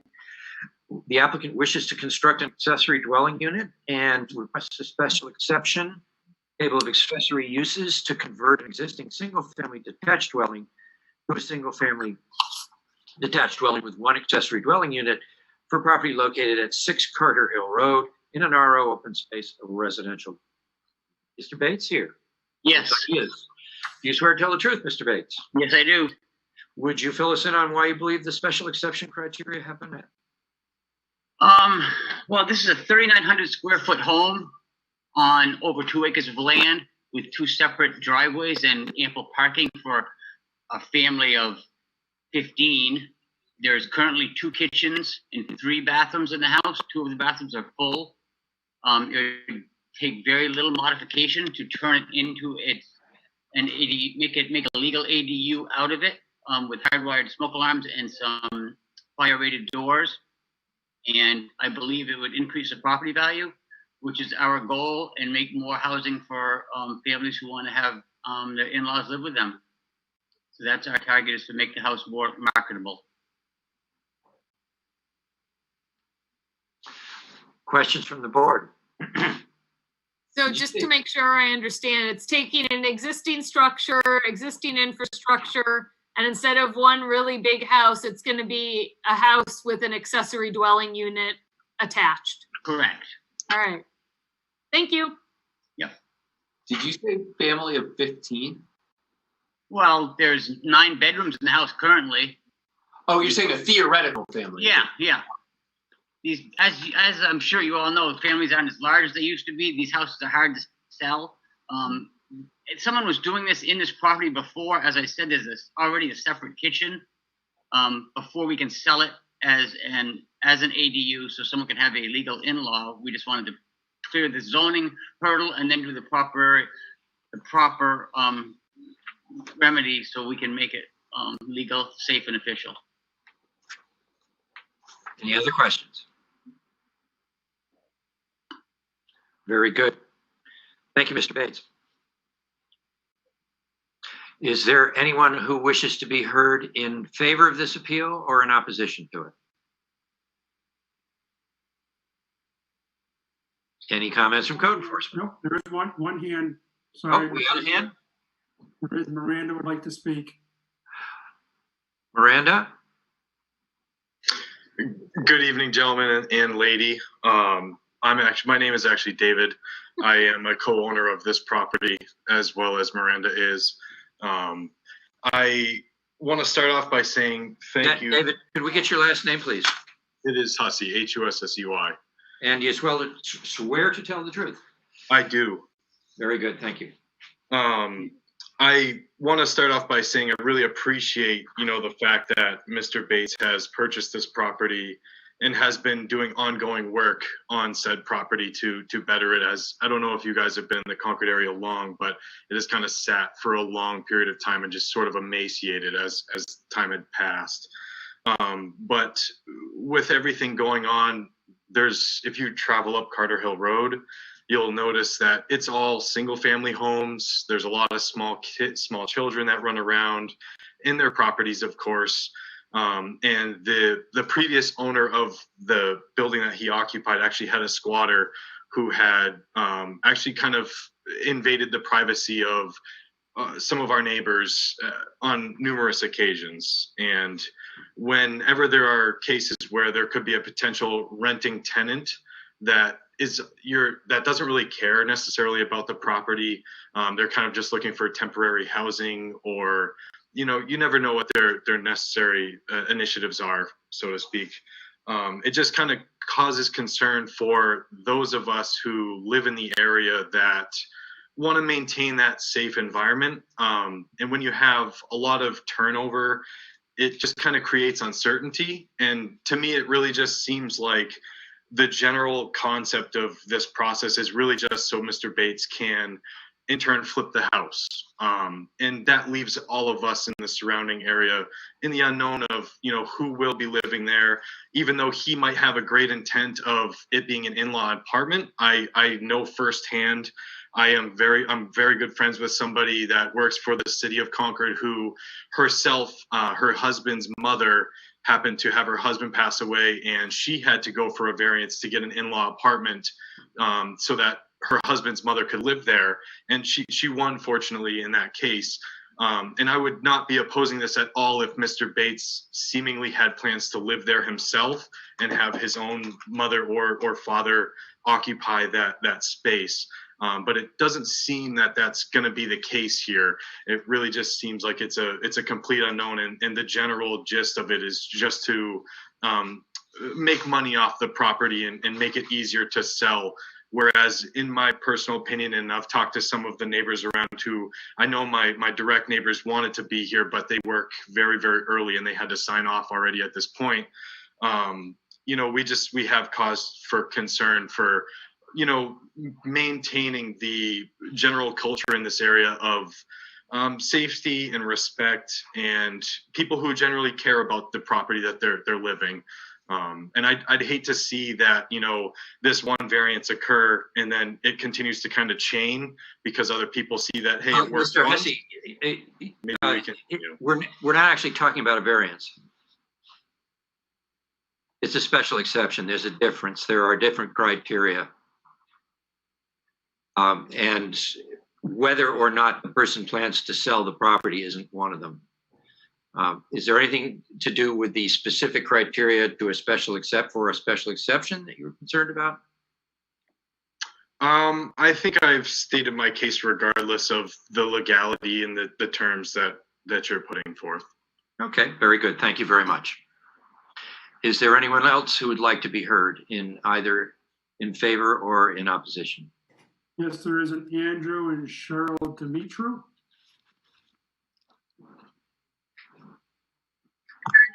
Hi, good evening. This is Cheryl Demetrio. How are you?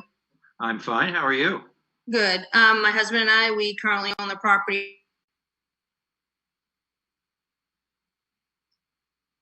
right next to Dave and Miranda at 30 Villanova Drive. We do have concerns about. Can I swear you in? Oh, yes, go ahead. You swear to tell the truth and nothing but? I do. Both you and your husband, I assume? Yes. Okay, please proceed. We are in agreement with Dave and Miranda, and we do have concerns about the property, the use of the property, and how the current owner has maintained it. He's an extremely absent owner, and we just mimic their concerns as well. That's all I wanted to say. Very good. Thank you. You're welcome. Is there anyone else who wishes to be heard? Yes, there is. I just have a point of clarification. You'll have a chance, Mr. Bates. Okay. There is one more speaker, please, Mr. Chairman. Okay. Terry Brennan. Oh, I got to promote them to panelists. Give me 2 seconds so they can speak. Terry Brennan. You need to unmute yourself, please. Ms. Brennan? Hi there. Hi. Do you swear to tell the truth and nothing but? Yes, we do. It's my husband, James, and myself, Terry Brennan. We are abutters to this property that we're speaking about. We have pretty much the same concerns as the two other people that have spoken before us. Just, I've spoken to the gentleman before. He truly is not always there, and it appears that there is somebody living there. So, and we do know that there is an apartment currently in the building that housed somebody, previously. We've been here 30 years. And we just do have a concern of having, an apartment building there if it, turns into that. Very good. Thank you. Is there anyone else who wishes to be heard?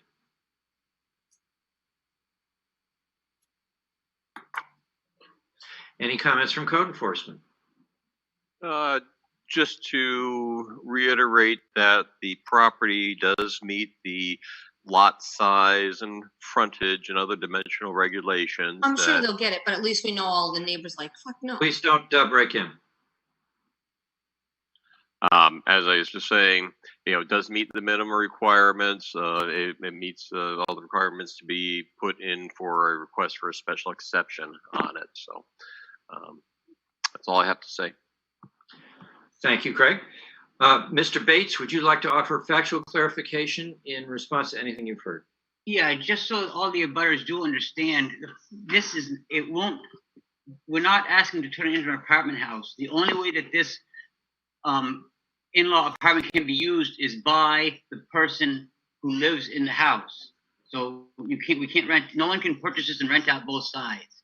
So they're gonna have to, whoever buys the house is gonna have to live with the person that they're renting to. That's it. I'm going to suggest to people that you mute yourselves because I think we're hearing things that you don't intend us to hear. Mr. Bates, did you have anything further? Apparently not. With that, we'll declare the public testimony portion of the hearing closed. We have a request for a special exception to convert an existing house, to add an ADU to an existing house without changing the exterior of the building. We heard testimony that the building itself is very large, with 10 bedrooms. There's plenty of room to put an ADU in it and still have a residence. Discussion. Jim. Yeah, I think the fact that the applicant is here not asking to turn it into a multifamily home and instead is approaching it as an ADU gives me some comfort that it will maintain the quality of the housing stock in that neighborhood. So I want to listen to what the other board members say, but I'm comforted by the ADU status. Ms. Scott. I agree. The application easily could have been for a conversion to a multifamily dwelling unit, considering the size of it. And I will reiterate what Mr. Bates did say, and just correct me if I'm wrong, Craig, that it has to be owner occupied for an accessory dwelling unit. So the owner of the property lives in the main part of the house, and then somebody, it doesn't have to be an in-law or a relative, I don't believe, but the property owner is supposed to live there, and then the accessory dwelling unit is rented out, or maybe not even rented. It could be a family member living there. But so just, again, I know the abutters were concerned about absentee landlords. And again, if that happens, it's in violation of zoning, and the city should be informed of that for them to take proper action. So Craig, if I said anything that was wrong, please let me know. No, you are correct on all points there. Okay. Thank you. That's all I had to say. Well, it's an RO district, so of course we all understand why the neighbors, people live in RO districts because they don't want renters, which is understandable. I'd probably feel the same way if I was a neighbor, but I think this situation is exactly why the legislature passed the ADU rule. And although the special exception standards might give us some thought about this, or might give the neighbor's complaint some credence, where one of the standards is it appropriate for the proposed location, but the law itself specifically says that we must allow an ADU in any residential district, even the most open districts. So unless it's going to impose a burden on the services, which we haven't heard any evidence it will, I think that we have to allow it. And the neighbors, maybe they have good reason to be suspicious, and I'm sure they'll be very vigilant in enforcing their rights. Well, just for clarification, the law allows it by special exception. It's not a right. They still need to meet the criteria for a special exception. So. Yeah, I understand. Yeah. Nick. Yeah, I concur with what Jim and Laura and Andrew have said. It is a special exception that it's allowed, and I don't see any issues with the requirements of the special exceptions not being met by them. I agree with Nick. It seems to me that although they didn't go into great detail, the applicant didn't go into great detail on the subject of the criteria for special exception. He did go into it on his application. And it seems to me that he has met the requirements. Anyone care to make a motion? Yeah, I'll move approval. Is there a second? I'll second it. Any discussion? All in favor? Walner says, in this case, I still screwed up. It was your last chance. Oh, man. Jim, Old habits bail me die out hard. Monahan votes aye. Okay. Ms. Scott? Aye. Mr. Winters? Aye. Mr. Wallner? aye again. And I vote aye. And that grants the special exception, and that also concludes the agenda. Do we have a motion to approve the minutes from last month's meeting? I'll move that we approve the minutes from the July meeting. And is there a second? I second. It's been moved and seconded. Everybody say aye. Aye. All right. You rebel. Is there any other business for us tonight? No, that's all I have for the agenda tonight. And just Okay. thankful. One nice thing about the Zoom meetings, you don't have to drive a long way to get home now, Yep, that is true. Yeah. Well, thank you, everyone. See you next month. All right, good job, guys. Good night. Thank you. Thank you.